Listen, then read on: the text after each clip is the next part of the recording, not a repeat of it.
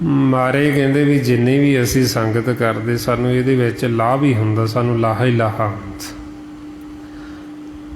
ਚਾਹੇ ਅਸੀਂ ਉਹ 1 ਘੜੀ ਕਰੀਏ, ਅੱਧੀ ਘੜੀ ਕਰੀਏ, ਅੱਧੀ ਤੋਂ ਵੀ ਅੱਧੀ ਕਰੀਏ, ਸਾਨੂੰ ਲਾਭ ਹੀ ਹੋਣਾ। ਮਾਰੇ ਫਰਮਾਉਂਦੇ ਕਬੀਰ ਏਕ ਘੜੀ ਆਦੀ ਹੂੰ ਤੇ ਯਾਦ,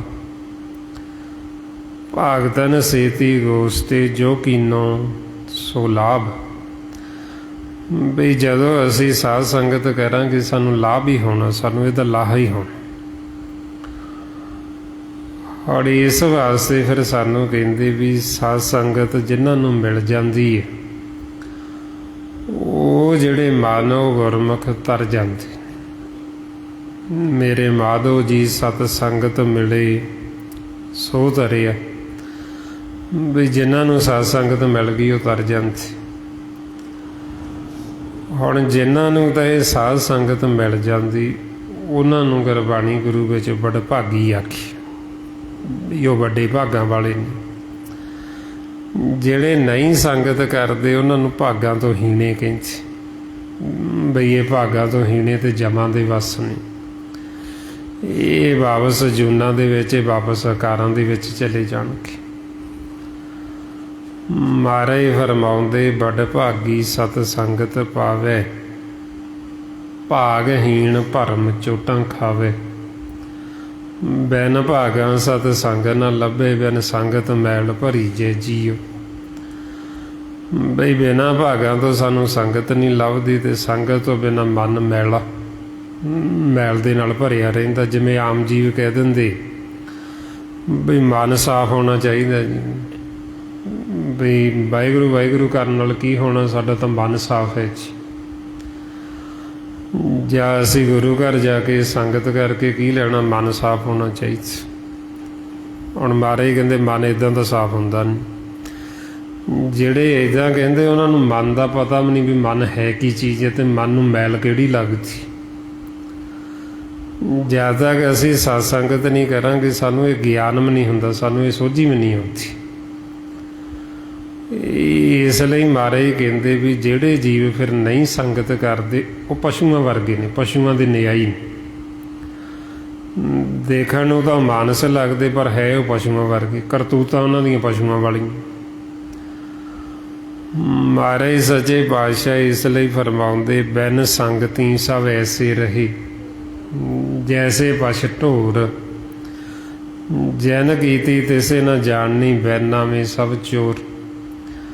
ਬਈ ਸਤਸੰਗ ਤੋਂ ਬਿਨਾਂ ਜੀਵ ਇਸ ਤਰ੍ਹਾਂ ਵੀ ਜਿਵੇਂ ਪਸ਼ੂ ਹੁੰਦਾ, ਪਸ਼ੂ ਭਾਰ ਢੋਂਦਾ, ਮਨਮੁਖ ਸਾਰੀ ਉਮਰ ਭਾਰ ਹੀ ਢੋਂਦਾ ਰਹਿੰਦਾ। ਭਾਰ ਵੀ ਦੂਜਿਆਂ ਦਾ ਢੋਂਦਾ, ਦੂਸਰਿਆਂ ਦੀ ਨਿੰਦਿਆ ਕਰ ਕਰਕੇ ਬਿਨਾਂ ਮਨਜ਼ੂਰੀ ਤੋਂ ਹੀ ਭਾਰ ਚੁੱਕ ਕੇ ਸੁੱਟਦਾ ਦਰਗਾਹ ਦੇ ਵਿੱਚ, ਜਿਹੜਾ ਅੰਤ ਸਮੇਂ ਫਿਰ ਉਹਨੂੰ ਚੁੱਕਣਾ ਪੈਂਦਾ। ਮਾਰੇ ਫਰਮਾਉਂਦੇ ਮਨਮੁਖ ਅੰਧੇ ਸੁਧ ਨਾ ਕਾਈ, ਆਤਮ ਘਾਤੀ ਹੈ ਜਗਤ ਕਸਾਈ। ਨਿੰਦਾ ਕਰ ਕਰ ਬਹੁ ਭਾਰ ਉਠਾਵੇ, ਬਿਨ ਮਨਜ਼ੂਰੀ ਭਾਰ ਪਹੁੰਚਾਵਣੇ। ਬਈ ਬਿਨਾਂ ਮਨਜ਼ੂਰੀ ਤੋਂ ਹੀ ਭਾਰ ਚੱਕ ਕੇ ਸੁੱਟਣਾ ਦੂਸਰੇ ਦਾ ਦਰਗਾਹ ਦੇ ਵਿੱਚ, ਤੇ ਨਾਲੇ ਸਜ਼ਾ ਲੈਣੀ। ਫਿਰ ਉਹ ਆਖੇ ਵੀ ਮੈਂ ਸਿਆਣਾ ਬਹੁਤ ਹਾਂ ਜੀ, ਮੇਰੇ ਨਾਲੋਂ ਸਿਆਣਾ ਕੌਣ ਹੈ, ਮੇਰੇ ਨਾਲੋਂ ਚਤੁਰਬੁੱਧੀ ਵਾਲਾ ਕੌਣ ਹੈ। ਹੁਣ ਉਹਨੂੰ ਇਹ ਨਹੀਂ ਪਤਾ ਵੀ ਮੈਂ ਆਤਮ ਘਾਤੀ, ਬਈ ਬਿਨਾਂ ਮਨਜ਼ੂਰੀ ਤੋਂ ਹੀ ਭਾਰ ਚੱਕ ਕੇ ਦੂਸਰਿਆਂ ਦਾ ਸੁੱਟਦਾ, ਜਿਹੜਾ ਮੈਨੂੰ ਅੰਤ ਸਮੇਂ ਚੁੱਕਣਾ ਪਏਗਾ। ਹੁਣ ਤਾਂ ਫਿਰ ਮਹਾਰਾਜ ਕਹਿੰਦੇ ਵੀ ਸੰਗਤ ਤੋਂ ਬਿਨਾਂ ਜੀਵ ਜਿਹੜਾ ਉਹ ਪਸ਼ੂਆਂ ਵਰਗਾ, ਭਾਰ ਢੋਂਦਾ ਦੂਜਿਆਂ ਤੋਂ। ਕਿਸੇ ਦੀ ਨਿੰਦਿਆ ਕਰ ਲਈ, ਕਿਸੇ ਨਾਲ ਵੈਰ ਵਿਰੋਧ ਕਰ ਲਿਆ, ਕਿਸੇ ਨਾਲ ਈਰਖਾ ਕਰ ਲਈ, ਨਫ਼ਰਤ ਕਰ ਲਈ, ਕਿਸੇ ਦੇ ਔਗਣ ਨੇ ਜਿਹੜੇ ਉਹ ਔਗਣ ਫਰੋਲ ਲਏ, ਔਗਣਾਂ ਦੀ ਸਾਂਝ ਪਾ ਲਈ, ਕਿਸੇ ਦੀ ਬੁਰਾਈ ਕਰ ਦਿੱਤੀ, ਕਿਸੇ ਦੀ ਉਸਤਤ ਕਰ ਦਿੱਤੀ। ਇਹ ਸਾਰਾ ਕੁਛ ਮੈਲ ਲਾਉਂਦੇ ਹਾਂ ਅਸੀਂ, ਦੂਜਿਆਂ ਦਾ ਭਾਰ ਚੁੱਕ ਕੇ ਸੁੱਟਦੇ ਹਾਂ ਗਿਆਨਤਾ ਬਸ। ਸਾਨੂੰ ਸਤਿਗੁਰੂ ਕਹਿੰਦੇ ਵੀ ਅਸੀਂ ਇਹਨਾਂ ਦੋਵਾਂ ਤੋਂ ਉੱਪਰ ਉੱਠਣਾ, ਉਸਤਤ ਤੇ ਨਿੰਦਿਆ ਦੋਵੇਂ ਛੱਡਣੀ। ਕਿਉਂਕਿ ਆਮ ਜੀਵ ਜਿਹੜਾ ਉਹ ਉਸਤਤ ਜਦੋਂ ਕਰਦਾ, ਉਹ ਉਸਤਤ ਵੀ ਮਾਇਆ ਦੀ ਕਰਦਾ, ਉਹ ਪਰਮਾਤਮਾ ਦੀ ਉਸਤਤ ਨਹੀਂ ਕਰਦਾ, ਵਾਹਿਗੁਰੂ ਦੀ। ਕਿਉਂਕਿ ਮਾਲਕ ਦਾ ਤਾਂ ਉਹਨੂੰ ਭੇਤ ਹੀ ਨਹੀਂ। ਉਹ ਉਸਤਤ ਕਰੂ ਜਦੋਂ ਉਹ ਵੀ ਮਾਇਆ ਦੀ ਕਰੂ। ਕਿਸੇ ਜਦੋਂ ਜੀਵ ਦੀ ਉਸਤਤ ਕਰਦਾ ਉਹ ਫਿਰ ਉਹ ਮਾਇਆ ਦੀ ਵੀ ਉਸਤਤ ਕਰਦਾ। ਤੇ ਇਸ ਵਾਸਤੇ ਮਹਾਰਾਜ ਕਹਿੰਦੇ ਉਸਤਤ ਨਿੰਦਾ ਦੋਉ ਤੇ ਆਗੇ, ਖੋਜੇ ਪਦ ਨਿਰਵਾਨਾ, ਜਨ ਨਾਨਕ ਇਹੋ ਖੇਲ ਕਠਨ ਹੈ ਕਿਨਹੂ ਗੁਰਮੁਖ ਜਾਨਾ। ਬਈ ਇਹ ਅਸੀਂ ਉਸਤਤ ਤੇ ਨਿੰਦਿਆ ਦੋਵੇਂ ਛੱਡਣੀਆਂ, ਤੇ ਸੰਸਾਰੀ ਜੀਵ ਨੂੰ ਹੋਰ ਕੋਈ ਕੰਮ ਨਹੀਂ ਹੈ। ਜਦੋਂ 2-4 ਜੀਵ ਇਕੱਠੇ ਹੁੰਦੇ ਉਹਨਾਂ ਕੋਲ ਇਹੀਓ ਕੰਮ ਹੈ ਵੀ ਜਾਂ ਤਾਂ ਉਹ ਕਿਸੇ ਦੀ ਉਸਤਤ ਕਰਨਗੇ ਜਾਂ ਕਿਸੇ ਦੀ ਨਿੰਦਾ ਕਰਨਗੇ। ਜਿਹਦੇ ਨਾਲ ਉਹਨਾਂ ਦੇ ਵਿਚਾਰ ਮਿਲਦੇ, ਜਿਨ੍ਹਾਂ ਵਰਗੇ ਉਹਨਾਂ ਦਾ ਸੁਭਾਅ ਥੋੜ੍ਹਾ ਥੋੜ੍ਹਾ ਮਿਲਦਾ, ਗੁਣ ਮਿਲਦੇ, ਉਹਦੀ ਉਸਤਤ ਕਰਦੀ ਵੀ ਬੜਾ ਚੰਗਾ ਹੈ ਜੀ। ਜਿਹਦੇ ਨਾਲ ਉਹਦੇ ਵਿਚਾਰ ਨਹੀਂ ਮਿਲਦੇ ਉਹ ਉਹਦੀ ਬੁਰਾਈ ਕਰਦੇ। ਜਾਣੀ ਦੀ ਇੱਕ ਦੀ ਉਸਤਤ ਕਰਨੀ, ਦੂਜੇ ਦੀ ਨਿੰਦਾ ਕਰਨੀ। ਹੁਣ ਇਹ ਦੋਵੇਂ ਚੀਜ਼ਾਂ ਹੀ ਸਾਡੇ ਲਈ ਜਿਹੜਾ ਇਹ ਸਜ਼ਾ ਦਾ ਹੱਕਦਾਰ ਸਾਨੂੰ ਬਣਾਉਂਦੀ। ਬਈ ਜਿਹੜੀ ਉਸਤਤ ਹੈ, ਉਸਤਤ ਅਸੀਂ ਮਾਲਕ ਦੀ ਕਰਨੀ, ਜਿਹੜਾ ਉਸਤਤ ਯੋਗ ਹੈ ਵੀ ਜਿਹਦੀ ਸਾਰੀ ਮਹਿਮਾ, ਜਿਹਦੀ ਸਾਰੀ ਵਡਿਆਈ, ਜਿਹਨੇ ਸਾਨੂੰ ਪੈਦਾ ਕੀਤਾ।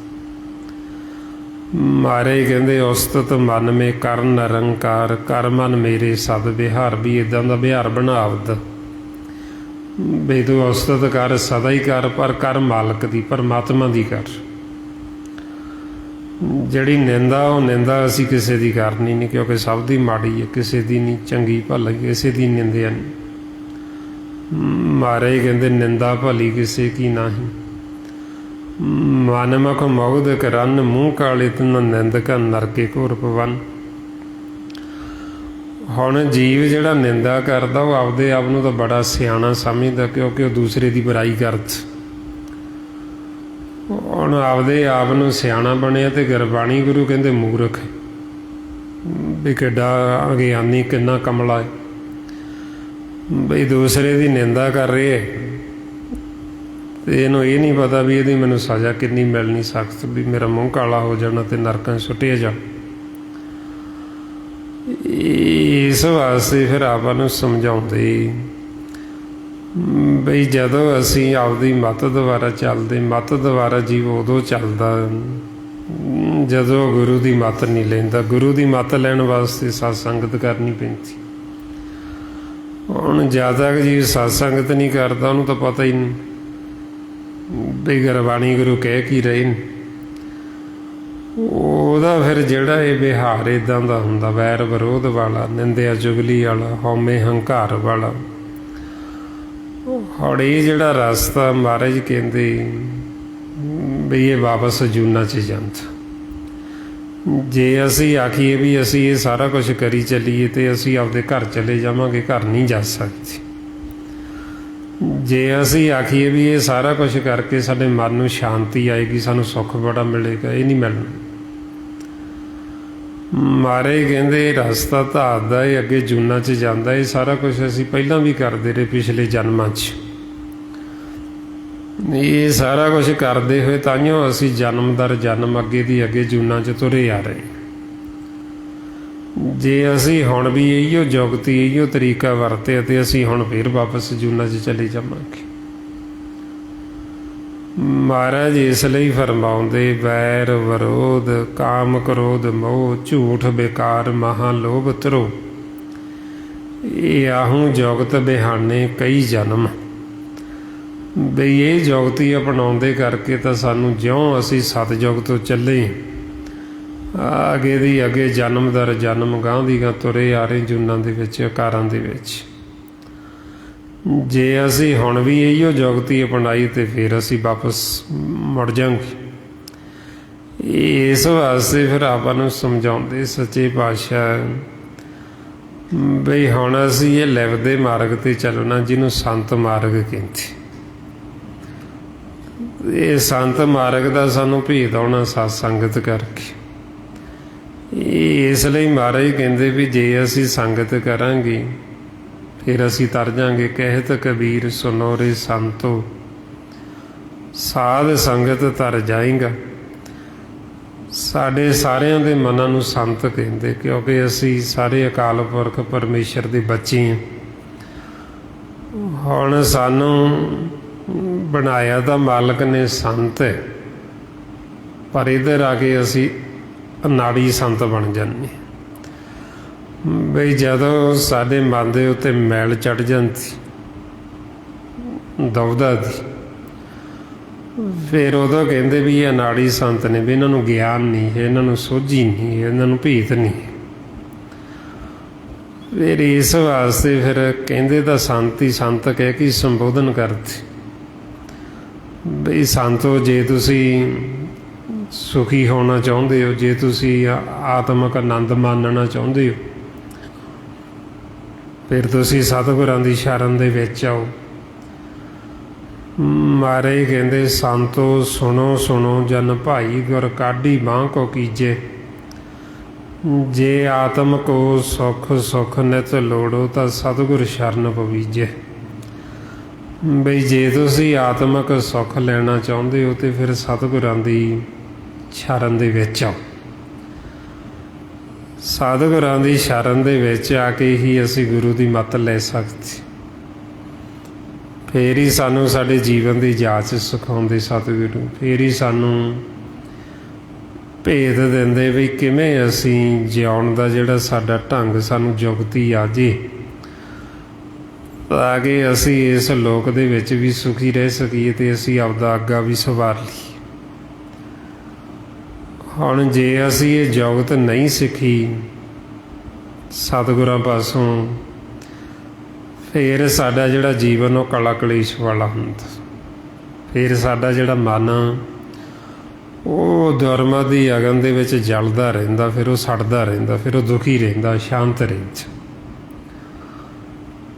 ਹੁਣ ਜਦੋਂ ਆਪਾਂ ਸੰਗਤ ਦੇ ਵਿੱਚ ਆਉਂਦੇ ਹਾਂ, ਇੰਨਾ ਤਾਂ ਸਾਨੂੰ ਪਤਾ ਲੱਗ ਜਾਂਦਾ ਹੈ ਵੀ ਸਾਨੂੰ ਜੀਵਨ ਮਿਲਿਆ ਅਤੇ ਇੱਕ ਦਿਨ ਸਾਡਾ ਜੀਵਨ ਖਤਮ ਹੋ ਜਾਣਾ, ਵੀ ਇੱਕ ਦਿਨ ਸਾਡੀ ਮੌਤ ਹੋ ਜਾਣੀ। ਹੁਣ ਜਨਮ ਤੋਂ ਲੈ ਕੇ ਮੌਤ ਤੱਕ ਦਾ ਜਿਹੜਾ ਸਾਡਾ ਜੀਵਨ ਦਾ ਸਫ਼ਰ ਹੈ, ਇਸ ਸਫ਼ਰ ਨੂੰ ਅਸੀਂ ਕਿਵੇਂ ਤੈਅ ਕਰੀਏ, ਕਿਵੇਂ ਅਸੀਂ ਇਹ ਮਾਰਗ ਜਿਹੜਾ ਇਹ ਮਾਰਗ 'ਤੇ ਚੱਲੀਏ ਵੀ ਤਾਂ ਕਿ ਸਾਡਾ ਜੀਵਨ ਹੈ ਜਿਹੜਾ ਉਹ ਜੀਵਨ ਸਫਲ ਹੋ ਜੇ। ਮਹਾਰਾਜ ਫਰਮਾਉਂਦੇ, ਮਤ ਵਿੱਚ ਮਰਨ ਜੀਵਨ ਹੋਰ ਕੈਸਾ, ਜਾ ਜੀ ਮਾਤਾ ਜੁਗਤ ਨਹੀਂ। ਬਈ ਜੇ ਸਾਨੂੰ ਇਹ ਜਿਉਣ ਦੀ ਜੁਗਤੀ ਨਹੀਂ ਅਸੀਂ ਸਿੱਖੀ, ਫਿਰ ਸਾਡਾ ਜਿਹੜਾ ਜੀਵਨ ਉਹ ਕਲਾ ਕਲੇਸ਼ ਵਾਲਾ ਹੁੰਦਾ, ਵੈਰ ਵਿਰੋਧ ਵਾਲਾ। ਅਤੇ ਸਤਿਗੁਰੂ ਫਿਰ ਆਪਾਂ ਨੂੰ ਜੀਵਨ ਦੀ ਜੁਗਤ ਸਿਖਾਉਂਦੇ, ਢੰਗ ਸਿਖਾਉਂਦੇ, ਸਾਨੂੰ ਸਮਝਾਉਂਦੇ ਵੀ ਇਹ ਖੇਲ ਹੈ ਅਤੇ ਆਪਾਂ ਇਸ ਲੋਕ ਦੇ ਵਾਸੀ ਨਹੀਂ। ਸਵੇਰੇ ਦਿਨ ਦੇ ਸਮੇਂ ਅਸੀਂ ਇਸ ਲੋਕ 'ਚ ਆਉਂਦੇ ਹਾਂ, ਜਦੋਂ ਰਾਤ ਹੁੰਦੀ ਅਸੀਂ ਵਾਪਸ ਆਪਦੇ ਦੇਸ਼ ਨੂੰ ਮੁੜਨਾ ਹੁੰਦਾ।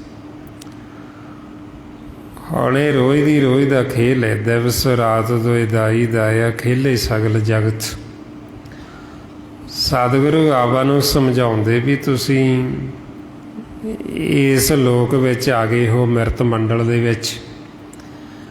ਇੱਥੇ ਤੁਸੀਂ ਕਿਸੇ ਚੀਜ਼ ਨੂੰ ਵੀ ਆਪਦਾ ਨਹੀਂ ਸਮਝਣ, ਬਈ ਇਹ ਪਰਦੇਸ ਹੈ, ਬਗਾਨਾ ਦੇਸ਼ ਹੈ, ਬਗਾਨਾ ਘਰ ਹੈ, ਬਗਾਨੀ ਧਰਤੀ ਹੈ, ਬਗਾਨਾ ਖੇਤ ਹੈ।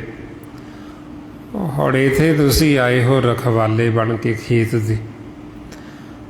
ਖੇਤ ਹੈ ਜਿਹੜਾ ਉਹ ਮਾਲਕ ਦਾ, ਤੁਸੀਂ ਮਾਲਕ ਨਹੀਂ ਬਣਨਾ। ਜਿਹੜਾ ਸਾਨੂੰ ਰਖਵਾਲੇ ਨੂੰ ਕਰਮ ਦਿੱਤਾ, ਉਹਨੇ ਉਹ ਕਰਮ ਕਰਨਾ ਅਤੇ ਉਹਨੇ ਵਾਪਸ ਮੁੜ ਜਾਓ।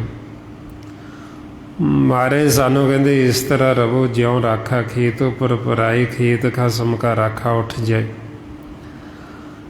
ਜੇ ਤਾਂ ਹੁਣ ਅਸੀਂ ਇਸ ਤਰ੍ਹਾਂ ਰਵਾਂਗੇ, ਇੱਥੇ ਕਿਸੇ ਚੀਜ਼ 'ਤੇ ਆਪਦਾ ਹੱਕ ਨਹੀਂ ਜਤਾਵਾਂਗੇ, ਫਿਰ ਤਾਂ ਅਸੀਂ ਸੁਖੀ ਰਹਿ ਸਕਦੇ ਹਾਂ। ਜੇ ਅਸੀਂ ਇੱਥੇ ਆ ਕੇ ਮਾਲਕ ਬਣ ਗਏ ਵੀ ਸਾਡਾ ਇਹ 'ਚ, ਫਿਰ ਅਸੀਂ ਦੁਖੀ ਹੋਵਾਂਗੇ, ਫਿਰ ਸਾਨੂੰ ਦੁੱਖ ਸੁੱਖ ਸ਼ੁਰੂ ਹੋ ਜਾਣੇ ਸੰਸਾਰ 'ਤੇ, ਫਿਰ ਅਸੀਂ ਇੱਥੋਂ ਵਾਪਸ ਨਹੀਂ ਜਾ ਸਕਦੇ। ਕਿਉਂਕਿ ਜਦੋਂ ਅਸੀਂ ਕਹਿੰਦੇ ਮੇਰਾ ਹੈ, ਮੇਰੀ ਮੇਰੀ ਕਰਕੇ ਅਸੀਂ ਇਹਦੇ ਨਾਲ ਵੱਜ ਜਾਂਦੇ ਮਾਇਆ ਦੇ ਨਾਲ, ਫਿਰ ਅਸੀਂ ਇੱਥੋਂ ਯਾਦ ਨਹੀਂ ਹੋ ਸਕਦੇ। ਫਿਰ ਇਹ ਝੂਠੇ ਬੰਧਨਾਂ ਦੇ ਵਿੱਚ ਅਸੀਂ ਇੱਥੇ ਵੱਜ ਜਾਂਦੇ। ਵਧੇ ਹੋਈ ਫਿਰ ਅਸੀਂ ਵਾਰ-ਵਾਰ ਜੂਨਾਂ ਦੇ ਵਿੱਚ ਆਉਂਦੇ, ਵਾਰ-ਵਾਰ ਆਕਾਰਾਂ ਦੇ ਵਿੱਚ ਆਉਂਦੇ। ਇਹ ਬੰਧਨ ਸਾਨੂੰ ਫਿਰ ਯਾਦ ਨਹੀਂ ਹੋਣ ਦਿੰਦੇ, ਅਸੀਂ ਆਪਦੇ ਘਰ ਨਹੀਂ ਜਾ ਸਕਦੇ ਵਾਪਸ। ਇਹ ਬੰਧਨ ਸਾਨੂੰ ਥੱਲੇ ਨੂੰ ਖਿੱਚ ਲੈਂਦੇ, ਸਾਡਾ ਘਰ ਉੱਪਰ ਹੈ, ਇਹ ਸਾਨੂੰ ਫਿਰ ਥੱਲੇ ਵਾਪਸ ਲੈ ਆਉਂਦੇ। ਜਿਵੇਂ ਇਹ ਧਰਤੀ ਹੈ, ਧਰਤੀ ਦੀ ਖਿੱਚ ਹੈ, ਆਪਾਂ ਕੋਈ ਚੀਜ਼ ਉੱਪਰ ਨੂੰ ਸੁੱਟੀਏ ਥੱਲੇ ਆਪਦੇ ਵੱਲ ਖਿੱਚ ਲੈਂਦੀ। ਔਰ ਇਸੇ ਤਰ੍ਹਾਂ ਹੀ ਇਹ ਵਿਚਾਰਾਂ ਦੀ ਖਿੱਚ ਹੈ, ਇਹ ਵਿਚਾਰ ਫੁਰਨੇ ਸਾਡੇ ਮਨ ਨੂੰ ਥੱਲੇ ਨੂੰ ਖਿੱਚਦੇ, ਸਾਨੂੰ ਆਪਦੇ ਘਰ ਨਹੀਂ ਜਾਣ ਦਿੰਦੇ ਵਾਪਸ। ਹੁਣ ਮਹਾਰਾਜ ਕਹਿੰਦੇ ਵੀ ਇਹਨਾਂ ਵਿਚਾਰਾਂ ਨੂੰ ਫਿਰ ਖਤਮ ਕਰੋ, ਇਹ ਵਿਚਾਰਾਂ ਨੂੰ ਮਾਰੋ ਤਾਂ ਕਿ ਇਹ ਖਿੱਚ ਖਤਮ ਹੋਵੇ ਅਤੇ ਅਸੀਂ ਉੱਪਰ ਜਾ ਸਕੀਏ ਆਪਦੇ ਘਰ। ਹੁਣ ਇਹ ਵਿਚਾਰਾਂ ਤੋਂ ਯਾਦ ਕਰਾਉਣ ਵਾਸਤੇ ਮਨ ਨੂੰ ਫਿਰ ਸਾਨੂੰ ਇਹਨੂੰ ਸ਼ਬਦ ਦਾ ਆਸਰਾ ਦੇਣਾ ਪੈਂਦਾ। ਮਹਾਰਾਜ ਕਹਿੰਦੇ ਜਿਉਂ ਮੰਦਰ ਕੋ ਥਾਮੇ ਥੰਮਣ ਤੇ ਉਹ ਗੁਰ ਕਾ ਸ਼ਬਦ ਮਨੇ ਅਸਥਾਮਣ। ਬਈ ਜਿਵੇਂ ਆਪਾਂ ਮੰਦਰ ਘਰ ਬਣਾਉਂਦੇ ਹਾਂ ਅਤੇ ਥੱਲੇ ਥੰਮ ਲਾ ਦਿੰਦੇ ਆਸਰਾ, ਇਸੇ ਤਰ੍ਹਾਂ ਹੀ ਮਨ ਨੂੰ ਉੱਪਰ ਉਠਾਉਣ ਵਾਸਤੇ ਸਤਿਗੁਰੂ ਕਹਿੰਦੇ ਵੀ ਸ਼ਬਦ ਦਾ ਇਹਨੂੰ ਆਸਰਾ ਦੇਵੋ। ਜਦੋਂ ਇਹਨੂੰ ਸ਼ਬਦ ਦਾ ਆਸਰਾ ਦੇਵਾਂਗੇ ਫਿਰ ਇਹ ਵਿਚਾਰਾਂ ਤੋਂ ਫੁਰਨਿਆਂ ਤੋਂ ਉੱਪਰ ਉੱਠੇਗਾ। ਜਦੋਂ ਅਸੀਂ ਉੱਪਰ ਉੱਠਾਂਗੇ ਤਾਂ ਅਸੀਂ ਘਰ ਜਾ ਸਕਾਂਗੇ ਵਾਪਸ। ਜੇ ਹੁਣ ਅਸੀਂ ਇਹ ਵਿਚਾਰਾਂ 'ਚ ਹੀ ਰਹੇ, ਫੁਰਨਿਆਂ 'ਚ ਹੀ ਰਹੇ ਅਤੇ ਵਿਚਾਰਾਂ 'ਚ ਅਸੀਂ ਵੱਜ ਜਾਂਦੇ, ਇਹਨੂੰ ਕਹਿੰਦੇ ਭਰਮ। ਇਹ ਤ੍ਰੈ ਗੁਣਾਂ ਦੇ ਵਿੱਚ ਭਰਮ ਹੀ ਭਰਮ ਹੈ। ਤ੍ਰੈ ਗੁਣ ਭਰਮ ਭੁਲਾਈ, ਇਹ ਤ੍ਰੈ ਗੁਣਾਂ ਦੇ ਵਿੱਚ ਬੰਧਨਾਂ 'ਚ ਅਸੀਂ ਵੱਜ ਜਾਂਦੇ, ਭਰਮ ਦੇ ਵਿੱਚ। ਜਿਵੇਂ ਸੰਸਾਰ ਦੇ ਵਿੱਚ ਸਾਡੇ ਬੰਧਨ ਕੀ ਕੀ ਬਣ ਗਏ, ਸਾਡੇ ਮਾਂ ਪਿਓ, ਭੈਣ ਭਰਾ, ਧੀਆਂ ਪੁੱਤਰ, ਇਹ ਸਭ ਸਾਡੇ ਲਈ ਬੰਧਨ ਬਣ ਗਏ। ਮਹਾਰਾਜ ਕਹਿੰਦੇ ਬੰਧਨ ਮਾਤ ਪਿਤਾ ਸੁੱਤ ਬਣਿਤਾ, ਬੰਧਨ ਕਰਮ ਧਰਮ ਹੋਂ ਕਰਤਾ। ਬਈ ਇਹ ਸਭ ਸਾਡੇ ਬੰਧਨ ਬਣ ਗਏ, ਮਾਂ ਪਿਓ, ਭੈਣ ਭਰਾ, ਧੀਆਂ ਪੁੱਤਰ, ਇਹ ਮਨ ਦੇ ਬੰਧਨ ਬਣ ਗਏ। ਹੁਣ ਇਹਨਾਂ ਬੰਧਨਾਂ ਦੇ ਵਿੱਚ ਹੀ ਇਹ ਕਰਮ ਕਰਦਾ ਪਿਆ ਹੋਏ, ਦਿਨ ਰਾਤ ਲੱਗਾ ਹੋਇਆ। ਸਤਿਗੁਰੂ ਕਹਿੰਦੇ ਵੀ ਜੇ ਅਸੀਂ ਇਹਨਾਂ ਬੰਧਨਾਂ 'ਚ ਹੀ ਵੱਜੇ ਰਹੇ ਅਤੇ ਅਸੀਂ ਵਾਪਸ ਫਿਰ ਇੱਧਰ ਮੁੜ ਆਵਾਂਗੇ ਆਕਾਰਾਂ ਦੇ ਵਿੱਚ, ਫਿਰ ਜੂਨਾਂ 'ਚ ਆ ਜਾਵਾਂਗੇ। ਬੰਧਨਾਂ 'ਚ ਅਸੀਂ ਇੱਥੇ ਵੀ ਦੁਖੀ ਹੋਵਾਂਗੇ ਅਤੇ ਅੱਗੇ ਫਿਰ ਜੂਨਾਂ 'ਚ ਜਾ ਕੇ ਹੋਰ ਦੁੱਖ ਭੋਗਾਂਗੇ, ਹੋਰ ਦੁਖੀ ਹੋਵਾਂਗੇ।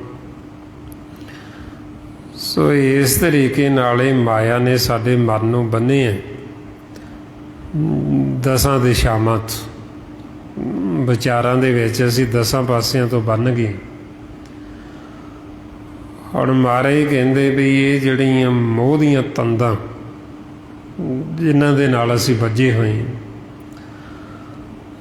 ਸਤਿਗੁਰੂ ਕਹਿੰਦੇ ਵੀ ਗੁਰੂ ਤੋਂ ਬਿਨਾਂ ਹੁਣ ਇਹ ਤੰਦਾਂ ਖੁੱਲ੍ਹਦੀਆਂ ਨਹੀਂ, ਇਹ ਗੰਢਾਂ ਖੁੱਲ੍ਹਦੀਆਂ ਨਹੀਂ।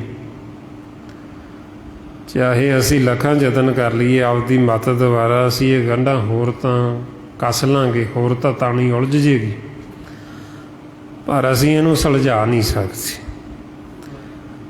ਮਹਾਰਾਜ ਕਹਿੰਦੇ ਇਹ ਜਗ ਤਾਗੋ ਸੂਤ ਕੋ ਦਹਿ ਦਿਸ ਬਾਧੋ ਮਾਏ, ਬੈਨ ਗੁਰ ਗਾਂਠ ਨਾ ਖੁੱਲ੍ਹੀ ਥਾਕੇ ਕਰਮ ਕਮਾਈ।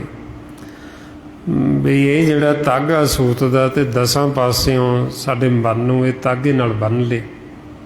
ਸੂਤ ਦਾ ਬੰਨਿਆ ਕਿਹਨੇ? ਮਾਇਆ ਨੇ। ਅਤੇ ਵੱਜੇ ਕਿਵੇਂ? ਵਿਚਾਰਾਂ 'ਚ, ਫੁਰਨਿਆਂ ਦੇ ਵਿੱਚ, ਭਰਮ ਦੇ ਵਿੱਚ। ਹੁਣ ਗੁਰੂ ਤੋਂ ਬਿਨਾਂ ਕਹਿੰਦੇ ਇਹ ਗੰਢਾਂ ਖੁੱਲ੍ਹਦੀਆਂ ਨੇ, ਚਾਹੇ ਅਸੀਂ ਲੱਖ ਯਤਨ ਕਰ ਲਈਏ ਇਹ ਗੰਢਾਂ ਨਹੀਂ ਖੁੱਲ੍ਹਣਗੀਆਂ। ਇਹ ਜਿਹੜਾ ਮੋਹ ਦੀ ਫਾਹੀ ਸਾਡੇ ਗਲਾਂ ਦੇ ਵਿੱਚ ਪਈ ਹੈ, ਜਿਹਨੂੰ ਸਿਲਕ ਕਹਿੰਦੇ, ਇਹ ਗਾਂਹ ਦੀ ਗਾਂਹ ਤੰਦੀ ਤੋਂ ਗਾਂਹ ਦੀ ਗਾਂਹ ਵੱਧਦੀ ਜਾਂਦੀ। ਜਿਉਂ-ਜਿਉਂ ਸਾਡਾ ਸੰਸਾਰ ਦੇ ਵਿੱਚ ਪਸਾਰਾ ਵੱਧਦਾ ਜਾਂਦਾ, ਤਿਉਂ-ਤਿਉਂ ਇਹ ਮੋਹ ਦੀ ਰੱਸੀ ਸਿਲ ਕੇ ਵੱਧਦੀ ਜਾਂਦੀ, ਗਾਂਹ ਦੀ ਗਾਂਹ ਤੰਦੀ। ਮਹਾਰਾਜ ਇਸ ਲਈ ਫਰਮਾਉਂਦੇ, ਭਰਮ ਕੀ ਗੋਈ ਤ੍ਰਿਸ਼ਨਾ ਰਸ ਪੰਕਜ ਅਤ ਤਰੀਖਣ ਮੋਹ ਕੀ ਫਾਸ। ਵੀ ਇਹ ਮੋਹ ਦੀ ਫਾਹੀ ਜਿਹੜੀ ਬੜੀ ਤਿੱਖੀ, ਜਿਹੜੀ ਸਾਡੇ ਮਨਾਂ ਦੇ ਗਲਾਂ ਦੇ ਵਿੱਚ ਪਈ ਹੋਈ। ਹੁਣ ਇਹ ਮੋਹ ਜਿਹੜਾ ਸਾਨੂੰ ਸਭ ਤੋਂ ਪਹਿਲਾਂ ਲੱਗਦਾ, ਜਿਉਂ ਹੀ ਅਸੀਂ ਇਹ ਸੰਸਾਰ 'ਚ ਆਉਂਦੇ ਹਾਂ, ਸਭ ਤੋਂ ਪਹਿਲਾਂ ਮੋਹ ਸਾਡੇ ਗਲ ਦੇ ਵਿੱਚ ਪੈਂਦਾ। ਮਹਾਰਾਜ ਕਹਿੰਦੇ ਮੂਲ ਮੋਹ ਕਰਤੇ ਜਗਤ ਪਾਇਆ, ਵੀ ਜਿਉਂ ਹੀ ਅਸੀਂ ਆਏ ਇਧਰ ਆਉਣ ਸਾਰੀ ਸਭ ਤੋਂ ਪਹਿਲਾਂ ਸਾਨੂੰ ਮੋਹ ਲੱਗਿਆ।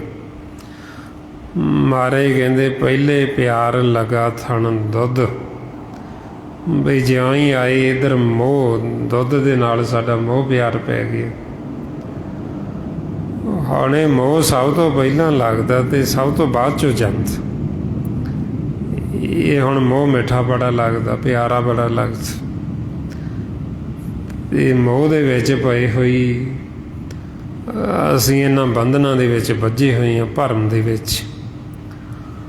ਹੁਣ ਸਤਿਗੁਰੂ ਕਹਿੰਦੇ ਵੀ ਜੇ ਅਸੀਂ ਗੁਰੂ ਦੀ ਸ਼ਰਨ 'ਚ ਆ ਜਾਈਏ ਤਾਂ ਸਾਡੇ ਬੰਧਨ ਕੱਟੇ ਜਾਣ। ਸਤਿਗੁਰੂ ਆਪਣੇ ਸਿੱਖ ਦੇ ਬੰਧਨ ਕੱਟ ਦਿੰਦੇ। ਸਤਿਗੁਰ ਸਿੱਖ ਕੇ ਬੰਧਨ ਕਾਟੇ, ਗੁਰ ਕਾ ਸਿੱਖ ਬੇਕਾਰ ਤੇ ਹਟ।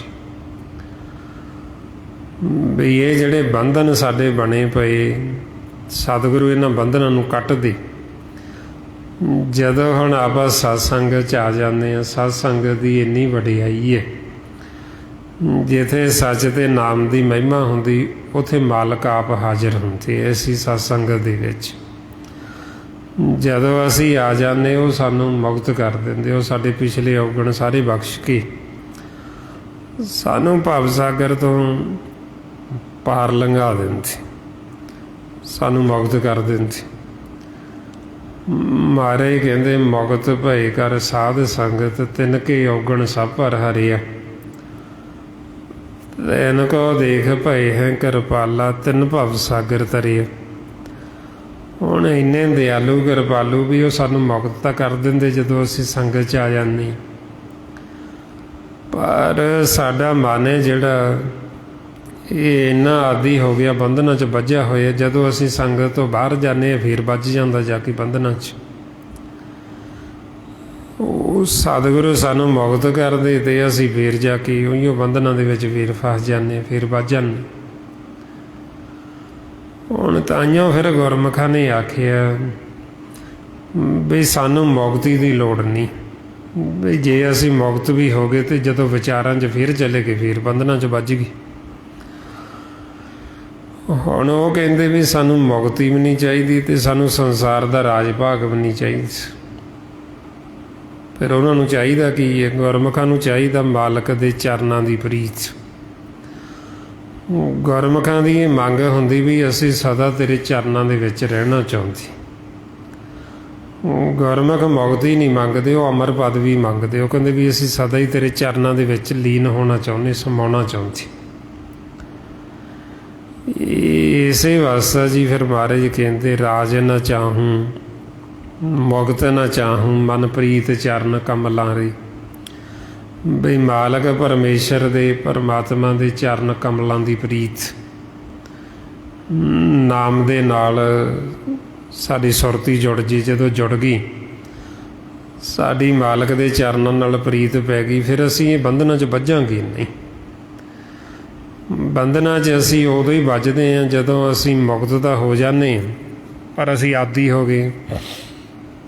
ਅਸੀਂ ਬਾਹਰ ਜਾ ਕੇ ਫਿਰ ਬੰਧਨਾਂ 'ਚ ਵੱਜ ਜਾਂਦੇ। ਮੁਕਤ ਤਾਂ ਸਾਨੂੰ ਮਹਾਰਾਜ ਦਿਨ 'ਚ ਕਈ ਵਾਰੀ ਕਰ ਦਿੰਦਾ। ਸਾਡੇ ਵਿਚਾਰ ਰੋਕ ਦਿੰਦਾ ਵੀ ਬੱਚੇ ਘਰ ਆ ਜਾਣ। ਉਹ ਸਾਡੇ ਜਦੋਂ ਵਿਚਾਰ ਰੁਕ ਵੀ ਜਾਂਦੇ, ਅਸੀਂ ਬਹੁਤਾ ਸਮਾਂ ਵਿਚਾਰਾਂ ਤੋਂ ਰਹਿ ਨਹੀਂ ਸਕਦੇ, ਕਿਉਂਕਿ ਸਾਡਾ ਸੁਭਾਅ ਨਹੀਂ ਹੈ। ਸਾਡਾ ਸੁਭਾਅ ਬਣ ਗਿਆ ਵਿਚਾਰਾਂ 'ਚ ਰਹਿਣ ਦਾ, ਬੰਧਨਾਂ 'ਚ ਵੱਜੇ ਹੋਏ। ਉਹ ਅਸੀਂ ਫਿਰ ਕੋਈ ਨਾ ਕੋਈ ਵਿਚਾਰ ਲੈਂਦੇ ਤੇ ਫਿਰ ਵਿਚਾਰਾਂ 'ਚ ਚਲੇ ਜਾਂਦੇ, ਫਿਰ ਵੱਜ ਜਾਂਦੇ ਬੰਧਨਾਂ 'ਚ। ਹੁਣ ਤਾਂ ਕਰਕੇ ਫਿਰ ਗੁਰਮੁਖਾਂ ਨੇ ਆਖਿਆ ਵੀ ਸਾਨੂੰ ਮੁਕਤੀ ਦੀ ਲੋੜ ਨਹੀਂ, ਵੀ ਅਸੀਂ ਤਾਂ ਸਦਾ ਹੀ ਤੇਰੇ ਚਰਨਾਂ ਦੇ ਵਿੱਚ ਸਮਾਉਣਾ ਚਾਹੁੰਦੇ ਹਾਂ, ਸਦਾ ਹੀ ਤੇਰੇ ਚਰਨਾਂ ਦੇ ਵਿੱਚ ਲੀਨ ਹੋਣਾ ਚਾਹੁੰਦੇ। ਤਾਂਹੀਓ ਫਿਰ ਮਹਾਰਾਜ ਕਹਿੰਦੇ ਵੀ ਅਸੀਂ ਤਾਂ ਤੇਰੇ ਚਰਨਾਂ ਦੀ ਸਦਾ ਧੂੜੀ ਬਣੇ ਰਹੀਏ, ਵੀ ਐਸੀ ਕਿਰਪਾ ਕਰੋ। ਸਾਜਨ ਤੇਰੇ ਚਰਨ ਕੀ ਹੋਏ ਰਹਾ ਸਦ ਧੂੜ। ਨਾਨਕ ਸਰਨ ਤਹਾਰੀਆਂ ਪੇਖੂ ਸਦਾ ਹਜੂਰ। ਬਈ ਅਸੀਂ ਸਦਾ ਹੀ ਤੇਰੇ ਚਰਨਾਂ ਦੀ ਧੂੜੀ ਬਣੇ ਰਹੀਏ। ਸਾਡਾ ਮਰਨ ਨਾਮ ਦੇ ਵਿੱਚ ਸਮਾ ਜਾਵੇ, ਨਾਮ ਦੇ ਵਿੱਚ ਲੀਨ ਹੋ ਜਾਵੇ। ਜਦੋਂ ਅਸੀਂ ਨਾਮ 'ਚ ਸਮਾ ਜਾਵਾਂਗੇ ਸਾਡਾ ਜਨਮ ਮਰਨ ਖੰਡਨ ਹੋ ਜਾਏਗਾ। ਸਾਨੂੰ ਜੋ ਅਮਰ ਪਦਵੀ ਹੈ ਉਹਦੀ ਪ੍ਰਾਪਤੀ ਹੋ ਜਾਂਦੀ। ਮਹਾਰਾਜ ਇਸ ਲਈ ਆਪਾਂ ਨੂੰ ਰੋਜ਼ ਫਰਮਾਉਂਦੇ, ਹਰ ਜਨ ਹਰ ਹਰ ਨਾਮ ਸਮਾਣੇ, ਦੁੱਖ ਜਨਮ ਮਰਨ ਭਵ ਖੰਡਾ ਹੀ। ਅਵਿਨਾਸੀ ਪੁਰਖ ਪਾਇਆ ਪਰਮੇਸ਼ਰ ਬਹੁ ਸੋਭ ਖੰਡ ਬ੍ਰਹਮੰਡਾ ਹੀ। ਬਈ ਜਦੋਂ ਅਸੀਂ ਨਾਮ 'ਚ ਸਮਾ ਗਏ, ਜਿਹੜਾ ਸਾਨੂੰ ਦੁੱਖ ਲੱਗਾ ਸੀ ਜਨਮ ਮਰਨ ਦਾ ਉਹ ਖੰਡਨ ਹੋ ਜਾਂਦਾ। ਫਿਰ ਸਾਨੂੰ ਅਮਰ ਪਦਵੀ ਮਿਲ ਜਾਂਦੀ ਅਤੇ ਸਦਾ ਲਈ ਅਸੀਂ ਮਾਲਕ ਦੇ ਵਿੱਚ ਸਮਾ ਜਾਂਦੇ। ਸੋ ਇਸ ਵਾਸਤੇ ਫਿਰ ਆਪਾਂ ਨੂੰ ਕਹਿੰਦੇ ਵੀ ਨਾਮ ਦੇ ਨਾਲ ਜੁੜੋ। ਹੁਣ ਨਾਮ ਨੂੰ ਆਪਣੇ ਮਨ ਦਾ ਆਧਾਰ ਬਣਾਓ, ਨਾਮ ਨੂੰ ਆਸਰਾ ਬਣਾਓ, ਜਿਹਦੇ ਨਾਲ ਸਾਡੇ ਮਨ ਦੀਆਂ ਸਾਰੀਆਂ ਭੁੱਖਾਂ ਖਤਮ ਹੋ ਜਾਣਗੀਆਂ। ਮਹਾਰਾਜ ਕਹਿੰਦੇ ਸਾਚਾ ਨਾਮ ਮੇਰਾ ਆਧਾਰੂ, ਸਾਚ ਨਾਮ ਆਧਾਰ ਮੇਰਾ, ਜਿਨ ਭੁੱਖਾਂ ਸਭ ਗਵਾਈਆਂ। ਬਈ ਜਿਨ੍ਹਾਂ ਨੇ ਆਪਣਾ ਆਸਰਾ ਨਾਮ ਨੂੰ ਬਣਾ ਲਿਆ ਉਹਨਾਂ ਦੀ ਭੁੱਖ ਸਾਰੀ ਖਤਮ ਹੋ ਗਈ। ਅਤੇ ਇਸ ਵਾਸਤੇ ਫਿਰ ਕਹਿੰਦੇ ਬਈ ਨਾਮ ਤੋਂ ਬਿਨਾਂ ਸਾਡੀ ਭੁੱਖ ਖਤਮ ਨਹੀਂ ਹੁੰਦੀ ਮਨ 'ਚ। ਜਦ ਤੱਕ ਨਾਮ ਦੇ ਨਾਲ ਨਹੀਂ ਜੁੜਾਂਗੇ ਇਹਦੀ ਤ੍ਰਿਪਤੀ ਨਹੀਂ ਹੋਏਗੀ, ਇਹਨੂੰ ਸਬਰ ਸੰਤੋਖ ਨਹੀਂ ਆਏਗਾ, ਇਹਨੂੰ ਰੱਜ ਨਹੀਂ ਆਏਗਾ। ਇਸ ਲਈ ਮਹਾਰਾਜ ਕਹਿੰਦੇ ਵੀ ਸਾਡੇ ਮਨ ਵਾਸਤੇ ਤਾਂ ਸਾਰਾ ਕੁਛ ਨਾਮ ਹੈ। ਨਾਮ ਹੀ ਸਾਡੇ ਮਨ ਦਾ ਭੋਜਨ ਹੈ, ਜਿਹਨੂੰ ਛਕਣ ਦੇ ਨਾਲ ਸਾਡੇ ਮਨ ਦੀ ਤ੍ਰਿਪਤੀ ਹੋ ਜਾਂਦੀ। ਤਾਂਹੀਓ ਗੁਰਮੁਖਾਂ ਨੇ ਆਖਿਆ ਵੀ ਸਾਡੇ ਵਾਸਤੇ ਨਾਮ ਜਿਹੜਾ ਉਹ 36 ਪ੍ਰਕਾਰ ਦਾ ਅੰਮ੍ਰਿਤਮਈ ਭੋਜਨ, ਜਿਹਨੂੰ ਛਕ ਕੇ ਸਾਡੇ ਮਨ ਦੀ ਤ੍ਰਿਪਤੀ ਹੋ ਜਾਂਦੀ। ਹਰ ਨਾਮ ਹਮਾਰਾ ਭੋਜਨ 36 ਪ੍ਰਕਾਰ ਜਿਤ ਖਾਇਆ ਹਮਕੋ ਤ੍ਰਿਪਤ ਪਈ। ਸੰਸਾਰ ਦੀ ਕੋਈ ਐਸੀ ਵਸਤੂ ਨਹੀਂ ਸੰਸਾਰ ਦੇ ਵਿੱਚ ਵੀ ਜਿਹਨੂੰ ਖਾਣ ਦੇ ਨਾਲ ਸਾਡਾ ਮਨ ਸਦਾ ਵਾਸਤੇ ਰੱਜ ਜੇ, ਜਿਹੜਾ ਇਹਦੀ ਸਦਾ ਲਈ ਤ੍ਰਿਪਤੀ ਹੋ ਜੇ। ਸਿਰਫ ਇੱਕ ਨਾਮ ਹੀ ਹੈ ਜਿਹਦੇ ਨਾਲ ਜੁੜ ਕੇ ਸਾਡੇ ਮਨ ਦੀ ਭੁੱਖ ਖਤਮ ਹੋ ਜਾਂਦੀ, ਸਾਡੇ ਮਨ ਦੀ ਤ੍ਰਿਪਤੀ ਹੋ ਜਾਂਦੀ ਹੈ। ਮਨ ਸਦਾ ਵਾਸਤੇ ਇਹਨੂੰ ਅਮਰ ਪਦਵੀ ਮਿਲ ਜਾਂਦੀ। ਇਸ ਲਈ ਮਹਾਰਾਜ ਕਹਿੰਦੇ ਵੀ ਸਾਡਾ ਜਿਹੜਾ ਭੋਜਨ ਉਹ ਨਾਮ ਹੈ। ਫਿਰ ਗੁਰਮੁਖਾਂ ਦਾ ਜਿਹੜਾ ਪਹਿਨਣਾ ਉਹ ਪਹਿਨਣਾ ਵੀ ਨਾਮ ਹੈ ਮਨ ਵਾਸਤੇ। ਨਾਮ ਦਾ ਕੱਪੜਾ ਜਿਹੜਾ ਸਾਡੇ ਮਨ ਨੂੰ ਪਹਿਨਣ ਵਾਸਤੇ ਮਿਲਦਾ ਅਤੇ ਜਿਹਦੇ ਨਾਲ ਫਿਰ ਸਾਨੂੰ ਦੁਬਾਰਾ ਨੰਗੇ ਨਹੀਂ ਹੋਣਾ ਪੈਂਦਾ, ਸਾਨੂੰ ਬੇਇੱਜ਼ਤ, ਸਾਨੂੰ ਬੇਪੱਤ ਨਹੀਂ ਹੋਣਾ ਪੈਂਦਾ। ਮਹਾਰਾਜ ਇਸ ਲਈ ਫਰਮਾਉਂਦੇ ਹਰ ਨਾਮ ਹਮਾਰਾ ਪਹਿਨਣ, ਜਿਤ ਫਿਰ ਨੰਗੇ ਨਾ ਹੋ ਬਈ ਹੋਰ ਪਹਿਨਣ ਕੀ ਹਮਰੀ ਸਰਦ ਗਈ। ਬਈ ਜਿਨ੍ਹਾਂ ਨੇ ਨਾਮ ਦਾ ਕੱਪੜਾ ਪਾ ਲਿਆ ਅਤੇ ਉਹਨਾਂ ਨੂੰ ਹੋਰ ਕੱਪੜੇ ਦੀ ਲੋੜ ਨਹੀਂ ਮਨ ਵਾਸਤੇ। ਜਿਵੇਂ ਸੰਸਾਰ ਦੇ ਵਿੱਚ ਮਾਇਆ ਦਾ ਕੱਪੜਾ ਹੁੰਦਾ, ਆਹ ਕੱਪੜੇ ਦੀ ਗੱਲ ਨਹੀਂ ਚੱਲਦੀ, ਸਰੀਰ ਦੀ ਗੱਲ ਨਹੀਂ, ਮਨ ਦੀ ਗੱਲ। ਮਨ ਵਾਸਤੇ ਦੋ ਕੱਪੜੇ ਨੇ, ਜਿਹਨੂੰ ਮਹਾਰਾਜ ਕਹਿੰਦੇ ਸੁੱਖ ਦੁੱਖ ਦੋਇ ਦਰ ਕੱਪੜੇ ਪਹਿਰੇ ਜਾਏ ਮਨੁੱਖ। ਜਿਹੜਾ ਤਾਂ ਨਾਮ ਦਾ ਕੱਪੜਾ ਉਹ ਸੁੱਖ ਦਾ ਕੱਪੜਾ, ਜਿਹੜਾ ਦੁੱਖਾਂ ਦਾ ਕੱਪੜਾ ਉਹ ਇਹ ਵਿਚਾਰਾਂ ਦਾ ਕੱਪੜਾ ਮਾਇਆ। ਇਹ ਦੁੱਖਾਂ ਦਾ ਕੱਪੜਾ ਜਿਹੜਾ ਸੰਸਾਰ 'ਚ ਬਹੁਤੇ ਜੀਵਾਂ ਨੇ ਪਾਇਆ ਹੋਇਆ ਦੁੱਖ ਦਾ ਕੱਪੜਾ। ਹੁਣ ਜਿਹੜੇ ਗੁਰਮੁਖ ਨੇ ਉਹਨਾਂ ਨੇ ਸੁੱਖ ਦਾ ਕੱਪੜਾ ਪਾਇਆ ਹੁੰਦਾ, ਕਿਉਂਕਿ ਉਹਨਾਂ ਨੇ ਨਾਮ ਦਾ ਕੱਪੜਾ ਪਾਇਆ। ਇਸ ਕਰਕੇ ਉਹਨਾਂ ਦੀ ਹੋਰ ਕੋਈ ਇੱਛਾ ਨਹੀਂ ਵੀ ਅਸੀਂ ਕੱਪੜਾ ਪਾਈਏ। ਜਿਵੇਂ ਇੱਧਰ ਮਾਇਆ ਦੇ ਕੱਪੜੇ ਨੇ, ਜਿਵੇਂ ਕਿਤੇ ਲੋਭ ਦਾ ਰੰਗ ਦਾ ਕੱਪੜਾ ਚੜ੍ਹਾ ਲਿਆ, ਕਿਤੇ ਮੋਹ ਦਾ ਚੜ੍ਹਾ ਲਿਆ, ਕਿਤੇ ਹੰਕਾਰ ਦਾ ਚੜ੍ਹਾ ਲਿਆ। ਜਿਵੇਂ ਇਧਰ ਸੰਸਾਰ ਦੇ ਵਿੱਚ ਰੰਗ ਨੇ, ਇਹਨਾਂ ਰੰਗਾਂ ਦਾ ਕੱਪੜਾ ਚੜ੍ਹਦਾ ਮਨ ਦੇ ਉੱਤੇ। ਜਿਨ੍ਹਾਂ ਦੇ ਉੱਤੇ ਨਾਮ ਦਾ ਰੰਗ ਚੜ੍ਹ ਗਿਆ, ਉਹਨੂੰ ਪੱਕਾ ਮਜੀਠ ਦਾ ਰੰਗ ਕਹਿੰਦੇ, ਉਹ ਰੰਗ ਉਤਰਦਾ ਨਹੀਂ। ਇਹ ਜਿਹੜੇ ਮਾਇਆ ਦੇ ਰੰਗ ਇਹ ਉਤਰ ਜਾਂਦੇ, ਮਾਇਆ ਦਾ ਕੱਪੜਾ ਉਤਰ ਜਾਂਦਾ, ਤਾਂਹੀਓ ਮਨ ਨੂੰ ਨੰਗਾ ਕਰ ਲੈਂਦੇ, ਨੂੰ ਬੇਇੱਜ਼ਤ ਕਰਕੇ ਲੈ ਕੇ ਜਾਂਦੇ। ਮਹਾਰਾਜ ਇਸ ਲਈ ਕਹਿੰਦੇ ਵੀ ਜਿਹੜੇ ਗੁਰਮੁਖ ਭਗਤ ਹੁੰਦੇ, ਉਹਨਾਂ ਦਾ ਜਿਹੜਾ ਕੱਪੜਾ, ਉਹਨਾਂ ਨੇ ਨਾਮ ਦਾ ਕੱਪੜਾ ਪਾਇਆ ਹੁੰਦਾ, ਮਾਲਕ ਦੀ ਸਿਫਤ ਵਡਿਆਈ ਦਾ ਕੱਪੜਾ ਪਾਉਣ ਸੀ। ਮਹਾਰਾਜ ਫਰਮਾਉਂਦੇ, ਭਗਤਾਂ ਕਾ ਭੋਜਨ ਨਾਮ ਨਰੰਜਨ, ਪਹਿਨਣ ਭਗਤ ਵਡਾਈ, ਨਿਜ ਘਰ ਵਾਸਾ ਸਦਾ ਹਰ ਸੇਵਨ, ਹਰ ਦਰ ਸੋਭਾ ਪਾਈ। ਐਸੇ ਭਗਤਾਂ ਦੀ ਵਡਿਆਈ ਹੈ, ਮਾਲਕ ਦੇ ਘਰ ਦੇ ਵਿੱਚ ਉਹਨਾਂ ਦੀ ਸੋਭਾ, ਉਹਨਾਂ ਦਾ ਮਾਣ, ਉਹਨਾਂ ਦਾ ਸਤਿਕਾਰ ਹੈ। ਤਾਂ ਫਿਰ ਗੁਰਮੁਖਾਂ ਨੇ ਆਖਿਆ ਵੀ ਸਾਡਾ ਜਿਹੜਾ ਪਹਿਨਣਾ ਉਹ ਨਾਮ ਹੈ, ਵੀ ਜਦੋਂ ਇਹ ਅਸੀਂ ਕੱਪੜਾ ਪਹਿਨ ਲਿਆ, ਹੋਰ ਮਾਇਆ ਦੇ ਕੱਪੜੇ ਪਹਿਨਣ ਦੀ ਸਾਡੇ ਮਨ ਦੀ ਕੋਈ ਇੱਛਾ ਨਹੀਂ ਰਹੀ ਸੀ। ਫਿਰ ਉਹਨਾਂ ਨੇ ਆਖਿਆ ਵੀ ਸਾਡਾ ਜਿਹੜਾ ਵਣਜ ਵਪਾਰ ਉਹ ਵੀ ਨਾਮ ਹੈ, ਨਾਮ ਦਾ ਹੀ ਅਸੀਂ ਵਣਜ ਕਰਦੇ, ਨਾਮ ਦਾ ਹੀ ਵਪਾਰ ਕਰਦੇ। ਹਰ ਨਾਮ ਹਮਾਰਾ ਵਣਜ, ਹਰ ਨਾਮ ਵਪਾਰ, हर नामे की सतगुर हमको कारकुनी दी, हर नामे का हम लेखा लिखे, सब जम की अगली कान गई। जिन्हों ने नाम नू अपना आधार बना लिया, उन्होंने कोई जमा की कान, उन्होंने ये नहीं भी सानू अगे भी जमा का जिहड़ा रस्ता या जमा दे वस पवांगे, उन्होंने कोई कान नहीं जमा दी। क्योंकि उन्हों का सीधा ही संपर्क मालक दे नाल है, परमात्मा वाहिगुरू दे नाल। इस वास्ते फिर आपां नूं समझाउंदे भी ज्ञानियां दा जिहड़ा धन है वो नाम है, तो नाम का फिर वो व्यापार करदे सहज दे विच।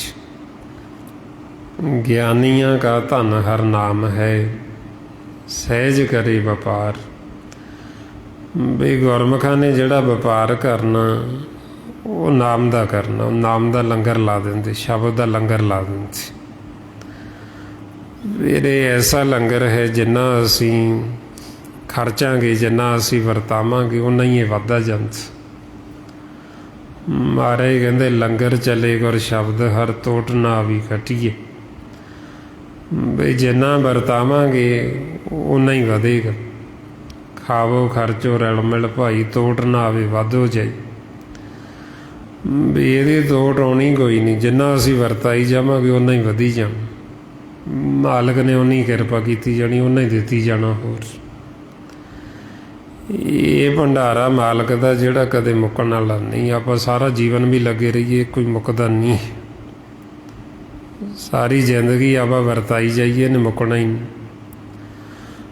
महाराज ताइयों कहंदे मेरे राम को भंडार, खाद खर्च किश तोट ना आवे, अंत नहीं हर पारावार। भी ये भंडारा जिहड़ा राम दा वाहिगुरू मालक दा खजाना, यह नाम, नाम नूं निधान कहंदे। निधान हुंदा खजाना। हुण गुरमुखां ने मालक तो यह खजाना प्राप्त कर लिया। हर हर नाम निधान है, गुरमुख पाया जाए। गुरमुखां नूं मालक आप ही खजाना दे दिंदा। हुण जिन्ना कोल खजाना आ गया तो वह जिन्ना मर्जी वरताई जाने, खजाना मुकदा ही नहीं। और इस वास्ते फिर आपां नूं समझाउंदे भी एक तां हुंदा जिवें संसारी खजाना, वो तो मुक जांदा। जे वरताई जावांगे उह च होर ना पावांगे, उहने मुक जाना। ये मुकदा नहीं है। जिवें संसारी लंगर तां मुक जांदा, जिवें आम जी कहंदे वध गया जी, उदां नहीं कहंदे भी घट गया, कहंदे वध गया जी, मुक गया। ये जिहड़ा शब्द का लंगर है कदे मुकदा नहीं, इहदी कदे तोड़ नहीं आउंदी। जिन्ना वरतावांगे उन्ना ही वधी जाना। महाराज कहंदे जिवें जिन्ना खर्चांगे, जिन्ना रल मिल के छकांगे, उन्ना ही होर वधी जाएगा। इस वास्ते फिर गुरमुख शब्द का लंगर लाउंदे, जिहड़ा साडे मनां वास्ते हुंदा। एक तां हुंदा ना तन वास्ते लंगर, वो तां आपां घरां 'च छकदे ही हैं। ਉਹ ਛਕਾਂਗੇ, ਉਹਦੇ ਨਾਲ ਸਾਡੇ ਤਨ ਦੀ ਤ੍ਰਿਪਤੀ ਹੋਏਗੀ। ਜਿਵੇਂ ਆਪਾਂ ਛਕ ਲੈਂਦੇ ਹਾਂ, ਕਹਿੰਦੇ ਵੀ ਰੱਜ ਗਈ ਜੀ। ਹੁਣ ਇਹ ਸਾਡੇ ਮਨ ਵਾਸਤੇ ਲੰਗਰ ਹੈ, ਜਿਹੜਾ ਗੁਰੂ ਨਾਨਕ ਦੇ ਘਰ ਨਹੀਂ ਲਾਇਆ। ਹੁਣ ਜਦੋਂ ਅਸੀਂ ਇਹ ਲੰਗਰ ਛਕਾਂਗੇ, ਇਹਦੇ ਨਾਲ ਸਾਡੇ ਮਨ ਦੀ ਤ੍ਰਿਪਤੀ ਹੋਏਗੀ, ਸਾਡੇ ਮਨ ਨੂੰ ਸੁੱਖ ਮਿਲੇਗਾ, ਸਾਡੇ ਮਨ ਨੂੰ ਸ਼ਾਂਤੀ ਆਏਗੀ। ਹੁਣ ਅਸੀਂ ਕੀ ਕਰਦੇ, ਸੰਸਾਰ ਵਿੱਚ ਜੀਵਾਂ ਨੇ ਜ਼ਿਆਦਾ ਤਨ ਦੇ ਲੰਗਰ ਨੂੰ ਜ਼ਿਆਦਾ ਅਹਿਮੀਅਤ ਦਿੱਤੀ ਹੈ। ਜਿਹੜਾ ਮਨ ਦਾ ਲੰਗਰ ਹੈ ਉਹ ਵਿਰਲੇ ਵਿਰਲੇ ਗੁਰਮੁਖ ਨੇ ਜਿਹੜੇ ਛਕਦੇ ਨੇ। ਜੀਵ ਗੁਰੂ ਘਰ ਵੀ ਜਾਂਦੇ ਜਾਂ ਤੀਰਥਾਂ 'ਤੇ ਵੀ ਜਾਂਦੇ, ਉੱਥੇ ਵੀ ਆ ਤਨ ਦਾ ਲੰਗਰ ਹੀ ਛਕ ਕੇ ਆ ਜਾਂਦੇ। ਮਨ ਦਾ ਤਾਂ ਉੱਥੇ ਵੀ ਕੋਈ ਵਿਰਲਾ ਵਿਰਲਾ ਹੀ ਛਕਦਾ ਜਾ ਕੇ। ਹੁਣ ਜੇ ਅਸੀਂ ਤਨ ਦਾ ਲੰਗਰ ਛਕਾਂਗੇ, ਉਹਦੇ ਨਾਲ ਤਨ ਦੀ ਤ੍ਰਿਪਤੀ ਹੋਏਗੀ, ਮਨ ਦੀ ਨਹੀਂ ਹੁੰਦੀ। ਜੇ ਅਸੀਂ ਮਨ ਵਾਸਤੇ ਲੰਗਰ ਛਕਾਂਗੇ, ਮਨ ਨੂੰ ਸ਼ਬਦ ਦਾ ਲੰਗਰ, ਇਹਦੇ ਨਾਲ ਸਾਡੇ ਮਨ ਦੀ ਤ੍ਰਿਪਤੀ ਹੋਏਗੀ, ਸਾਡੇ ਮਨ ਨੂੰ ਸੁੱਖ ਮਿਲੇਗਾ, ਮਨ ਨੂੰ ਸ਼ਾਂਤੀ ਆਏਗੀ। ਫਿਰ ਉਹ ਲੰਗਰ ਅਸੀਂ ਅੱਗੇ ਵੀ ਵਰਤਾ ਸਕਦੇ। ਜਦੋਂ ਅਸੀਂ ਆਪ ਰੱਜੇ ਹੋਵਾਂਗੇ, ਸਾਡੇ ਕੋਲ ਵਾਧੂ ਹੋਏਗਾ, ਅਤੇ ਅਸੀਂ ਉਹਨੂੰ ਅੱਗੇ ਵਰਤਾ ਦਾਂਗੇ। ਸੋ ਮਹਾਰਾਜ ਕਹਿੰਦੇ ਜਿੰਨਾ ਵਰਤਾਈ ਜਾਵਾਂਗੇ ਹੋਰ ਵਧੀ ਜਾਣਾ, ਕਿਉਂਕਿ ਉਹਦੀ ਤੋਟ ਹੀ ਨਹੀਂ ਆਉਣੀ। ਇਸ ਵਾਸਤੇ ਫਿਰ ਆਪਾਂ ਨੂੰ ਸਮਝਾਉਂਦੇ ਵੀ ਗੁਰੂ ਨਾਨਕ ਦੇ ਘਰ ਦੇ ਵਿੱਚ ਜਿਹੜੀ ਸਾਨੂੰ ਦਾਤ ਮਿਲਦੀ, ਉਹ ਨਾਮ ਦੀ ਦਾਤ। ਨਾਨਕ ਕੇ ਘਰ ਕੇਵਲ ਨਾਮ। ਜੇ ਅਸੀਂ ਗੁਰੂ ਨਾਨਕ ਦੇ ਘਰ ਦੇ ਵਿੱਚ ਆ ਕੇ ਵੀ ਮੰਗਤੇ ਹੀ ਬਣੇ ਰਹੇ, ਭਿਖਾਰੀ ਹੀ ਬਣੇ ਰਹੇ, ਫਿਰ ਅਸੀਂ ਇੱਥੇ ਆ ਕੇ ਖੱਟੇ ਆਖੀ। ਗੁਰੂ ਨਾਨਕ ਦੇ ਘਰ ਤੋਂ ਸਾਨੂੰ ਉਹ ਦਾਤ ਮਿਲਦੀ ਜਿਹੜੀ ਸਾਨੂੰ ਸਦਾ ਵਾਸਤੇ ਅਮਰ ਕਰ ਦਿੰਦੀ, ਨਾਮ ਦੀ ਦਾਤ। ਜਿਹੜੀ ਦਾਤ ਮਿਲਣ ਦੇ ਨਾਲ ਅਸੀਂ ਰਾਜੇ ਬਣ ਜਾਂਦੇ, ਅਸੀਂ ਖਾਲਸੇ ਬਣ ਜਾਂਦੇ। ਸੋ ਇਸ ਵਾਸਤੇ ਫਿਰ ਆਪਾਂ ਨੂੰ ਸਮਝਾਉਂਦੇ ਵੀ ਗੁਰੂ ਨਾਨਕ ਦੇ ਘਰ 'ਚ ਕੀ ਹੈ। ਮਹਾਰਾਜ ਕਹਿੰਦੇ ਨਾਨਕ ਕੇ ਘਰ ਕੇਵਲ ਨਾਮ। ਬਈ ਜਦੋਂ ਅਸੀਂ ਸਤਿਗੁਰਾਂ ਪਾਸ ਆਉਣਾ, ਇੱਥੇ ਆ ਕੇ ਅਸੀਂ ਮੰਗਣਾ ਕੀ ਹੈ, ਫਿਰ ਅਸੀਂ ਉਹੀਓ ਦਾਤ ਮੰਗਣੀ ਹੁੰਦੀ ਇੱਥੇ ਆ ਕੇ, ਜਿਹੜੀ ਗੁਰੂ ਨਾਨਕ ਦੇ ਘਰ ਦੇ ਵਿੱਚ। ਤਾਈਆਂ ਸਾਨੂੰ ਸਮਝਾਉਂਦੇ ਵੀ ਜੇ ਅਸੀਂ ਨਾਮ ਤੋਂ ਬਿਨਾਂ ਕੁਝ ਹੋਰ ਮੰਗਦੇ, ਫਿਰ ਉਹ ਅਸੀਂ ਆਪਦੇ ਵਾਸਤੇ ਦੁੱਖ ਹੀ ਮੰਗਦੇ ਹਾਂ, ਅਤੇ ਦੁੱਖ ਹੀ ਅਸੀਂ ਇਕੱਠਾ ਕਰਦੇ। ਮਹਾਰਾਜ ਇਸ ਲਈ ਫਰਮਾਉਂਦੇ, ਬਿਨ ਤੁਧ ਹੋਰ ਜੇ ਮੰਗਣਾ, ਸਿਰ ਦੁੱਖਾਂ ਕੇ ਦੁੱਖ ਦਿਓ ਨਾਮ ਸੰਤੋਖੀ, ਉਤਰੇ ਮਨ ਕੀ ਭੁੱਖ। ਬਈ ਮਹਾਰਾਜ ਸਾਨੂੰ ਤਾਂ ਉਹ ਦਾਤ ਦਿਓ ਜਿਹਦੇ ਨਾਲ ਸਾਡੇ ਮਨ ਦੀ ਭੁੱਖ ਖਤਮ ਹੋ ਜਾਏ। ਹੁਣ ਜੋ ਅਸੀਂ ਸੰਸਾਰ ਦਾ ਮੰਗਦੇ ਹਾਂ, ਇਹਦੇ ਨਾਲ ਕਿਤੇ ਕਿਸੇ ਦੀ ਭੁੱਖ ਥੋੜ੍ਹੀ ਖਤਮ ਹੁੰਦੀ। ਸੰਸਾਰ ਦੀਆਂ ਮੰਗਾਂ ਮੰਗ ਮੰਗ ਕੇ ਤਾਂ ਅਸੀਂ ਹੋਰ ਮੰਗ ਤੇ ਹੋਰ ਭਿਖਾਰੀ ਬਣ ਜਾਂਦੇ, ਇਹਦੇ ਨਾਲ ਤ੍ਰਿਪਤੀ ਥੋੜ੍ਹੀ ਹੁੰਦੀ। ਉਹ ਤਾਂ ਅੱਗੇ ਦੀ ਅੱਗੇ ਤ੍ਰਿਸ਼ਨਾ ਹੋਰ ਵੱਧਦੀ ਜਾਂਦੀ, ਗਾਂਹ ਦੀ ਗਾਂਹ। ਜੇ ਇਹਦੇ ਨਾਲ ਜੀਵ ਸੁਖੀ ਹੁੰਦੇ ਹੁੰਦੇ, ਫਿਰ ਤਾਂ ਸੰਸਾਰ 'ਚ ਬਹੁਤ ਜੀਵ ਸੁਖੀ ਹੋ ਜਾਂਦੇ, ਪਰ ਇਹਦੇ ਵਿੱਚ ਸੁੱਖ ਨਹੀਂ। ਮਹਾਰਾਜ ਕਹਿੰਦੇ ਤ੍ਰਿਸ਼ਨਾ ਜੀਵ ਦੀ ਬੁਝਦੀ ਨਹੀਂ, ਗਾਂਹ ਦੀ ਗਾਂਹ ਹੋਰ ਵੱਧਦੀ ਜਾਂਦੀ। ਇਸ ਲਈ ਫਰਮਾਉਂਦੇ, ਤ੍ਰਿਸ਼ਨਾ ਵਿਰਲੇ ਕੀ ਹੀ ਬੂਝੀ ਹੈ, ਕੋਟ ਜੋਰੇ ਲਾਖ ਕਰੋਰੇ ਮਨ ਨਾ ਹੋਰੇ, ਪਰੇ ਪਰੇ ਕੋਈ ਲੂਝੀ ਹੈ। ਮਹਾਰਾਜ ਕਹਿੰਦੇ ਸੰਸਾਰੀ ਪਦਾਰਥਾਂ ਦੇ ਨਾਲ ਥੋੜ੍ਹੀ ਤ੍ਰਿਸ਼ਨਾ ਵੱਜਦੀ ਹੈ, ਤਾਂ ਗਾਂਹ ਦੀ ਗਾਂਹ ਹੋਰ ਵੱਧਦੀ ਜਾਂਦੀ। ਤ੍ਰਿਸ਼ਨਾ ਜਿਹੜੀ ਆਉਂਦੀ ਰਜੋਗੁਣ ਦੇ ਵਿੱਚ, ਰਜੋਗੁਣ ਨੂੰ ਅਗਨ ਸਾਗਰ ਕਹਿੰਦੇ। ਜਿਵੇਂ ਅੱਗ ਦੇ ਵਿੱਚ ਆਪਾਂ ਜਿੰਨਾ ਲੱਕੜਾਂ ਪਾਈ ਚੱਲੀਏ, ਉਹਨੇ ਅੱਗ ਨੇ ਥੋੜ੍ਹੀ ਕਹਿਣਾ ਬਸ ਕਰੋ, ਤਾਂ ਉਨੀ ਹੋਰ ਵਧਣੀ ਹੈ, ਹੋਰ ਮੱਚਣੀ। ਹੁਣ ਇਸੇ ਤਰ੍ਹਾਂ ਹੀ ਇਹ ਰਜੋਗੁਣ ਨੂੰ ਅਗਨ ਸਾਗਰ ਇਸ ਕਰਕੇ ਕਹਿੰਦੇ ਵੀ ਇਹਦੇ ਵਿੱਚ ਜਿੰਨਾ ਅਸੀਂ ਬਾਲਣ ਪਾਵਾਂਗੇ, ਜਿੰਨੇ ਅਸੀਂ ਵੱਧ ਪਦਾਰਥ ਇਕੱਠੇ ਕਰਾਂਗੇ, ਉਹਨਾਂ ਇਹ ਬਾਲਣ ਦਾ ਕੰਮ ਕਰਦੇ। ਉਨੀ ਅਗਨ ਵੱਧ ਭੜਕਦੀ, ਉਨੀ ਜ਼ਿਆਦਾ ਬਲਦੀ, ਉਹਨਾਂ ਅਸੀਂ ਵੱਧ ਸੜਦੇ। ਇਸ ਵਾਸਤੇ ਫਿਰ ਆਪਾਂ ਨੂੰ ਸਮਝਾਉਂਦੇ ਵੀ ਇਹਦੇ ਵਾਸਤੇ ਸਾਨੂੰ ਗਿਆਨ ਹੋਣਾ ਜ਼ਰੂਰੀ। ਜੇ ਅਸੀਂ ਸੁਖੀ ਹੋਣਾ ਚਾਹੁੰਦੇ ਹਾਂ, ਸੁਖੀ ਅਸੀਂ ਦੁਨਿਆਵੀ ਪਦਾਰਥਾਂ ਦੇ ਨਾਲ ਨਹੀਂ ਹੋ ਸਕਦੇ। ਜੇ ਇਹਦੇ ਨਾਲ ਜੀਵ ਸੁਖੀ ਹੁੰਦੇ ਹੁੰਦੇ ਫਿਰ ਤਾਂ ਬਥੇਰੇ ਜੀਵ ਸੁਖੀ ਹੋ ਜਾਂਦੇ। ਧਨ ਦੀ ਕਿਤੇ ਕਮੀ ਥੋੜ੍ਹੀ, ਜੀਵਾਂ ਕੋਲ ਬਥੇਰਾ ਧਨ ਹੈ, ਬਥੇਰਾ ਜੀਵ ਦਿਨ ਰਾਤ ਇਕੱਠਾ ਕਰਨ ਲੱਗੇ ਹੋਏ ਤੇ ਬਥੇਰਾ ਅਰਬਾਂ ਖਰਬਾਂ ਇਕੱਠਾ ਕਰੀ ਬੈਠੀ। ਪਰ ਜੇ ਉਹਨਾਂ ਵੱਲ ਦੇਖੋ ਵੀ ਉਹਨਾਂ ਦੇ ਮਨਾਂ ਨੂੰ ਕਿੰਨੀ ਕੁ ਸ਼ਾਂਤੀ, ਮਨ ਉਹਨਾਂ ਦੇ ਦਿਨ ਰਾਤ ਸੜਦੇ ਨੇ, ਦਿਨ ਰਾਤ ਕਲਪਦੇ ਨੇ। ਮਹਾਰਾਜ ਤਾਂਹੀਓ ਕਹਿੰਦੇ ਵੀ ਚਾਹੇ ਕਿਸੇ ਜੀਵ ਨੂੰ ਸਾਰੀ ਸ੍ਰਿਸ਼ਟੀ ਦਾ ਰਾਜ ਵੀ ਦੇ ਦਿੱਤਾ ਜਾਵੇ, ਉਹ ਜਿਹੜਾ ਰਾਜਾ ਹੈ ਉਹ ਰਾਜਾ ਵੀ ਦੁਖੀ ਹੈ, ਉਹਨੂੰ ਸੁੱਖ ਕੋਈ ਨਹੀਂ ਹੈ। ਸੁਖੀ ਉਹ ਫੇਰ ਹੋ ਸਕਦਾ ਜੇ ਉਹ ਗੁਰੂ ਦੀ ਮੱਤ ਲਵੇ, ਜੇ ਉਹ ਸਤਸੰਗਤ ਕਰੇ, ਸਿਮਰਨ ਕਰੇ, ਫਿਰ ਉਹਦੇ ਮਨ ਨੂੰ ਸੁੱਖ ਮਿਲੇ, ਨਹੀਂ ਤਾਂ ਉਹਨੂੰ ਸੁੱਖ ਕਿੱਥੋਂ। ਮਹਾਰਾਜ ਇਸ ਲਈ ਫਰਮਾਉਂਦੇ ਸਗਲ ਸ੍ਰਿਸ਼ਟ ਕੋ ਰਾਜਾ ਦੁਖੀ ਹੈ, ਹਰ ਕਾ ਨਾਮ ਜਪਤ ਹੋਏ ਸੁਖੀ ਹੈ। ਬਈ ਜੇ ਤਾਂ ਉਹ ਪਰਮਾਤਮਾ ਦਾ ਨਾਮ ਜਪੇ ਤੇ ਉਹ ਸੁਖੀ ਹੋ ਜਾਵੇ, ਨਹੀਂ ਤਾਂ ਉਹਨੂੰ ਸੁੱਖ ਨਹੀਂ ਮਿਲ ਸਕਦਾ। ਹੌਲੀ ਸੰਸਾਰ ਦੇ ਵਿੱਚ ਦੌੜ ਲੱਗੀ ਹੋਈ, ਜੀਵ ਕਹਿੰਦਾ ਮੈਨੂੰ ਆਹ ਅਹੁਦਾ ਮਿਲ ਜੇ, ਮੈਨੂੰ ਆਹ ਮਿਲ ਜੇ। ਹੁਣ ਜਿਨ੍ਹਾਂ ਕੋਲ ਹੈਗੇ ਅਹੁਦੇ ਉਹ ਕਿਹੜਾ ਸੁਖੀ, ਉਹ ਤਾਂ ਆਪ ਦੁਖੀ ਨੇ। ਸੋ ਇਹਦਾ ਭੇਦ ਵੀ ਸਾਨੂੰ ਫੇਰ ਆਉਂਦਾ ਜਦੋਂ ਅਸੀਂ ਗੁਰੂ ਦੀ ਮੱਤ ਲੈਂਦੇ, ਨਹੀਂ ਤਾਂ ਸਾਨੂੰ ਇਹ ਭਰਮ ਬਣਿਆ ਰਹਿੰਦਾ ਬਈ ਮੈਂ ਦੁਖੀ ਹਾਂ ਤੇ ਦੂਸਰਾ ਸੁਖੀ ਹੈ, ਵੀ ਉਹਦੇ ਕੋਲ ਆਹ ਚੀਜ਼ ਹੈ ਤੇ ਤਾਂ ਕਰਕੇ ਉਹ ਸੁਖੀ। ਉਹ ਸਾਨੂੰ ਦੂਰੋਂ ਸੁਖੀ ਪ੍ਰਤੀਤ ਹੁੰਦਾ, ਅਸਲ ਦੇ ਵਿੱਚ ਉਹ ਹੈ ਦੁਖੀ ਹੋਈ ਹੈ। ਆਈਆਂ ਮਹਾਰਾਜ ਕਹਿੰਦੇ ਨਾਨਕ ਦੁਖੀਆ ਸਭ ਸੰਸਾਰ। ਬਈ ਇਹ ਸੰਸਾਰ ਜਿਹੜਾ ਇਹ ਦੁਖੀ ਤਾਂ ਹੈ ਕਿਉਂਕਿ ਪਰਮਾਤਮਾ ਨੂੰ ਭੁੱਲਿਆ ਬੈਠੇ। ਜਦੋਂ ਅਸੀਂ ਪਰਮੇਸ਼ਰ ਨੂੰ ਭੁੱਲ ਜਾਂਦੇ ਹਾਂ ਫਿਰ ਸਾਡੇ ਮਨ ਨੂੰ ਐਸੇ ਦੁੱਖ, ਐਸੇ ਰੋਗ ਲੱਗਦੇ ਬਈ ਜਿਹਦਾ ਇਹ ਸੰਸਾਰ ਦੇ ਦੁਨਿਆਵੀ ਡਾਕਟਰ, ਦੁਨਿਆਵੀ ਵੈਦ ਕੋਈ ਇਲਾਜ ਹੀ ਨਹੀਂ ਕਰ ਸਕਦੇ ਇਹਨਾਂ ਮਨਾਂ 'ਚ। ਮਹਾਰਾਜ ਇਸ ਲਈ ਫਰਮਾਉਂਦੇ ਪਰਮੇਸ਼ਰ ਤੇ ਭੁੱਲਿਆ ਵਿਆਪਣ ਸਭੇ ਰੋਗ। ਬਈ ਐਸੇ ਰੋਗ ਲੱਗਦੇ ਜਦੋਂ ਅਸੀਂ ਪਰਮੇਸ਼ਰ ਤੋਂ ਬੇਮੁਖ ਹੋ ਜਾਂਦੇ। ਜਦੋਂ ਅਸੀਂ ਉਹ ਤੋਂ ਬੇਮੁਖ ਹੋ ਗਏ ਨਾ, ਉਹਦੇ ਵੱਲ ਅਸੀਂ ਪਿੱਠ ਕਰ ਲਈ, ਉਹ ਤੋਂ ਅਸੀਂ ਪਰਦਾ ਕਰ ਲਿਆ, ਫਿਰ ਸਾਡੇ ਮਨ ਨੂੰ ਐਸੇ ਦੁੱਖ, ਐਸੇ ਰੋਗ ਲੱਗਦੇ ਵੀ ਜਿਹਦਾ ਫਿਰ ਕੋਈ ਇਲਾਜ ਹੀ ਨਹੀਂ ਹੁੰਦਾ। ਇਸ ਲਈ ਮਹਾਰਾਜ ਕਹਿੰਦੇ ਬੇਮੁਖ ਹੋਏ ਰਾਮ ਤੇ ਲਗਣ ਜਨਮ ਵਿਯੋਗ। ਬਈ ਜੇ ਅਸੀਂ ਬੇਮੁਖ ਹੋਏ ਰਹੇ ਮਾਲਕ ਤੋਂ ਤੇ ਇੱਧਰ ਸੰਸਾਰੀ ਮਾਇਆ ਦੇ ਰਸਾਂ 'ਚ ਹੀ ਲੱਗੇ ਰਹੇ, ਇਹ ਤਾਂ ਇੱਕ ਛਿੰਦ ਦੇ ਵਿੱਚ ਹੀ ਕੌੜੇ ਹੋ ਜਾਂਦੇ ਜਿਨ੍ਹਾਂ ਨੂੰ ਅਸੀਂ ਮਿੱਠਾ ਕਰਕੇ ਮੰਨਦੇ।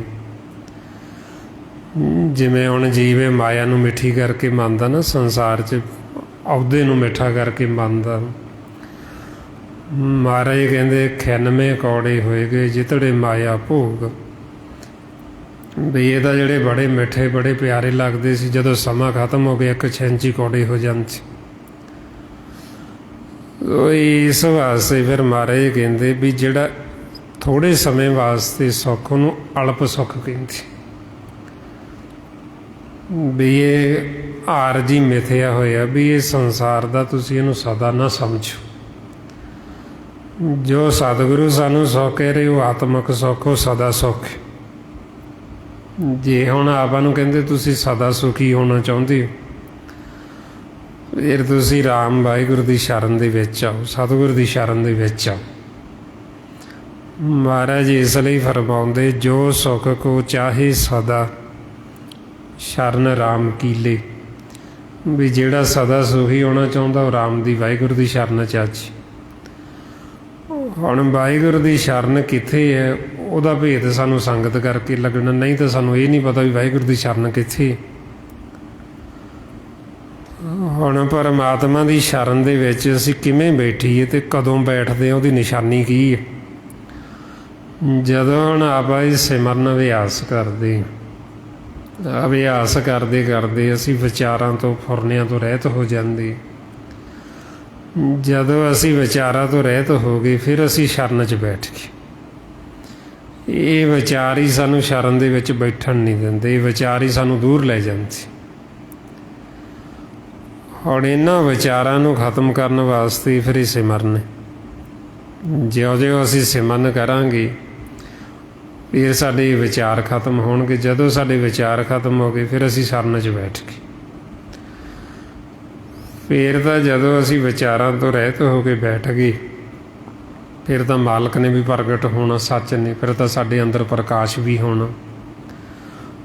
ਫਿਰ ਸਾਡੇ ਅੰਦਰ ਨਾਦ ਨੇ ਵੀ ਪ੍ਰਗਟ ਹੋਣਾ, ਸ਼ਬਦ ਗੁਰੂ ਨੇ। ਫਿਰ ਤਾਂ ਇਹ ਸਾਰਾ ਕੁਝ ਪ੍ਰਗਟ ਹੁੰਦਾ ਹੀ ਹੁੰਦਾ। ਫਿਰ ਤਾਂ ਸਾਡੇ ਅੰਦਰ 5 ਸ਼ਬਦ ਵੀ ਵੱਜਣੇ, ਜੋ ਮਹਾਰਾਜ ਕਹਿੰਦੇ ਵਾਜੇ 5 ਸ਼ਬਦ ਤਤ ਘਰ ਸੁਭਾਗੇ, ਘਰ ਸੁਭਾਗੇ ਸ਼ਬਦ ਵਾਜੇ ਕਲਾ ਜਿਤ ਕਰ ਧਾਰਨ। ਵੀ ਇਹ ਉਹਨਾਂ ਦੇ ਅੰਦਰ ਵੱਜਦੇ ਜਿਨ੍ਹਾਂ ਨੂੰ ਕਲਾ ਹੁੰਦੀ, ਜੁਗਤੀ ਤਰੀਕਾ।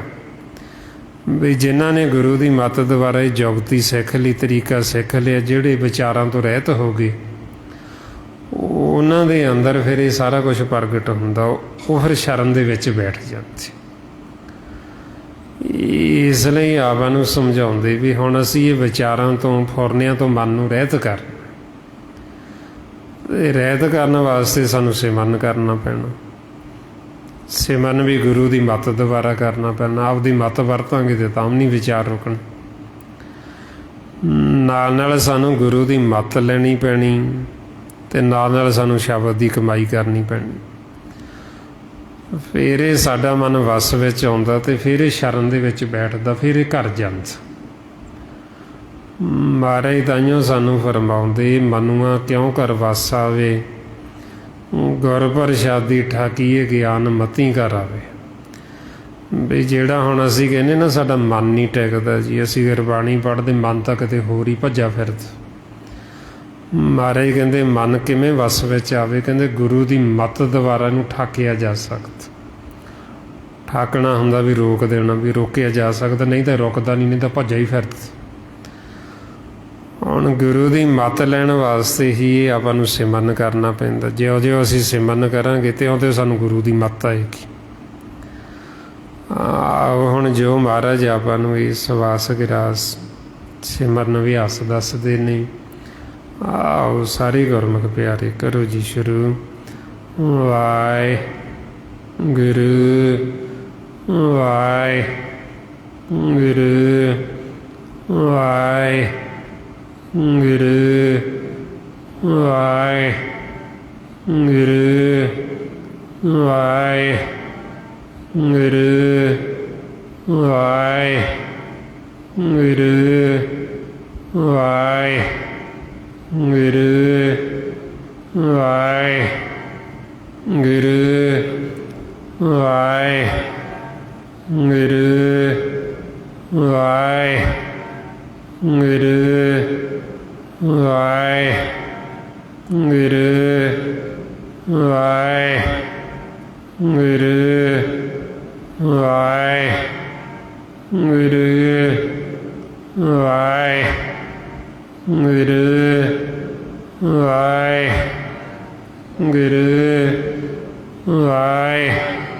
ਵਾਹਿਗੁਰੂ ਵਾਹਿਗੁਰੂ ਵਾਹਿਗੁਰੂ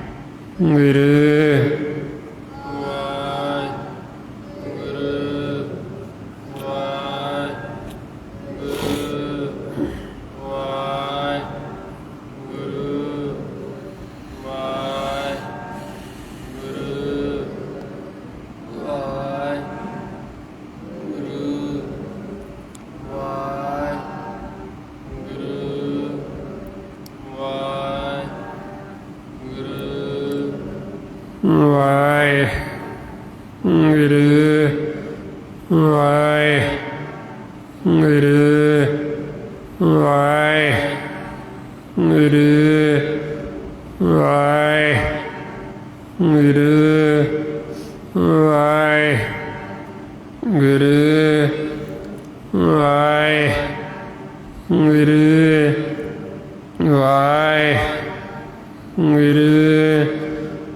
ਵਾਹਿਗੁਰੂ ਵਾਹਿਗੁਰੂ ਵਾਹਿਗੁਰੂ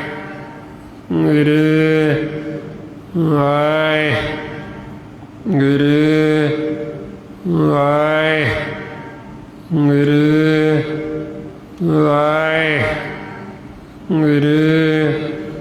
ਵਾਹਿਗੁਰੂ ਵਾਹਿਗੁਰੂ ਵਾਹਿਗੁਰੂ ਵਾਹਿਗੁਰੂ ਵਾਹਿਗੁਰੂ ਵਾਹਿਗੁਰੂ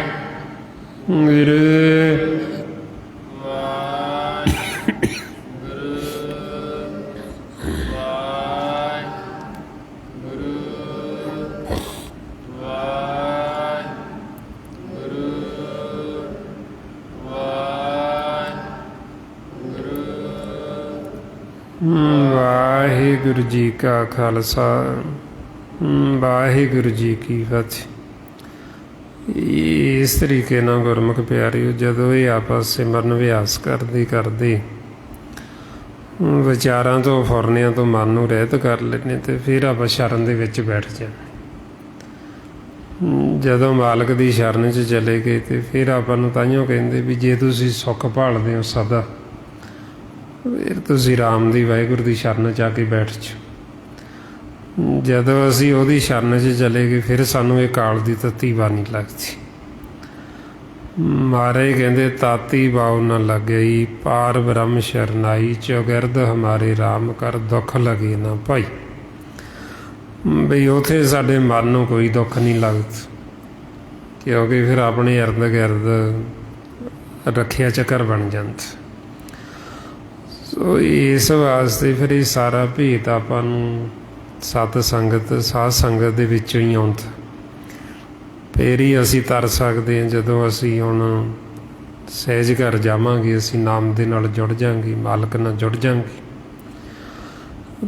ਇਉਂ ਮਹਾਰਾਜ ਕਹਿੰਦੇ ਵੀ ਜੇ ਹੁਣ ਜੀਵ ਨੇ ਸੰਗਤ ਨਾ ਕੀਤੀ, ਨਹੀਂ ਸਿਮਰਨ ਕੀਤਾ, ਜਾਣਾ ਤਾਂ ਉਹਨੇ ਵੀ, ਜਾਂਦੇ ਗੁਰਮੁਖ ਵੀ ਨੇ, ਜਾਂਦਾ ਮਨਮੁਖ ਵੀ ਹੈ। ਹੁਣ ਜਿਹੜਾ ਮਨਮੁਖ ਹੈ ਉਹਨੂੰ ਫਿਰ ਕਹਿੰਦੇ ਵੀ ਤੂੰ ਕਿਹੜਾ ਮੁੱਖ ਲੈ ਕੇ ਜਾਏਗਾ ਉੱਥੇ, ਜਦੋਂ ਤੇਰਾ ਹਿਸਾਬ ਹੋਣਾ ਤੇ ਤੂੰ ਪੁੱਛਿਆ ਜਾਣਾ। ਧਰਮ ਰਾਏ ਜਬ ਲੇਖਾ ਮੰਗੇ, ਕਿਆ ਮੁੱਖ ਲੈ ਕੇ ਜਾਏਗਾ, ਕਿਹੜਾ ਮੁੱਖ ਲੈ ਕੇ ਜਾਏਗਾ। ਤੇ ਫਿਰ ਇਸ ਲਈ ਕਹਿੰਦੇ ਵੀ ਸਾਧ ਸੰਗਤ ਕਰਕੇ ਤਰ ਜਾਏਗਾ ਤੂੰ। ਜੇ ਹੁਣ ਸੰਗਤ ਕਰੇ, ਕਹਿਤ ਕਬੀਰ ਸੁਨੋਰੇ ਸੰਤੋ, ਸਾਧ ਸੰਗਤ ਤਰ ਜਾਏਗਾ। ਵੀ ਜੇ ਸਾਧ ਸੰਗਤ ਕਰੀਏ ਤੇ ਤਰ ਜਾਵਾਂਗੇ, ਕਿਉਂਕਿ ਸਾਨੂੰ ਭੇਤ ਆ ਜਾਣਾ, ਸਾਨੂੰ ਸਤਿਗੁਰੂ ਸੋਝੀ ਦੇ ਰਹੇ। ਇਸ ਵਾਸਤੇ ਗੁਰਮੁਖ ਪਿਆਰਿਓ, ਹੁਣ ਇਹ ਆਪਾਂ ਵੱਧ ਤੋਂ ਵੱਧ ਸਿਮਰਨ ਕਰਨਾ, ਬਹਿੰਦੇ ਉੱਠਦੇ ਕੰਮ ਕਾਰ ਕਰਦੇ, ਗੁਰਬਾਣੀ ਗੁਰੂ ਨੂੰ ਜਦੋਂ ਪੜ੍ਹਦੇ ਸਹਿਜ ਨਾਲ ਵਿਚਾਰਨਾ, ਤਾਂ ਕਿ ਸਾਡਾ ਮਨ ਪਾਸੇ ਨਾ ਜਾਵੇ।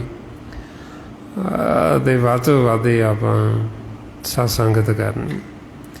ਇਹ ਜੋ ਸਾਰਾ ਭੇਦ ਗੁਰਬਾਣੀ ਗੁਰੂ ਦੁਆਰਾ ਆਪਾਂ ਨੂੰ ਦਿੱਤਾ ਮਹਾਂਪੁਰਖਾਂ ਨੇ, ਭਾਈ ਸਾਹਿਬ ਭਾਈ ਸੇਵਾ ਸਿੰਘ ਜੀ ਧਰਮਾਲਾ, ਉਸੇ ਗਿਆਨ ਨੂੰ ਹੀ ਆਪਾਂ ਰੋਜ਼ ਦ੍ਰਿੜ ਕਰਦੇ ਹਾਂ ਵੀ ਤਾਂ ਕਿ ਆਪਣੇ ਹਿਰਦੇ 'ਚ ਵਸ ਜੇ।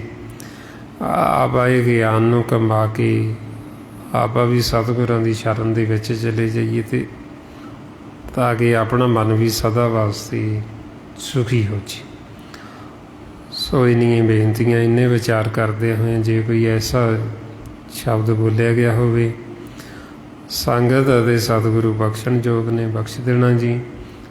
ਵਾਹਿਗੁਰੂ ਜੀ ਕਾ ਖਾਲਸਾ, ਵਾਹਿਗੁਰੂ ਜੀ ਕੀ ਫਤਿਹ। ਵਾਹਿ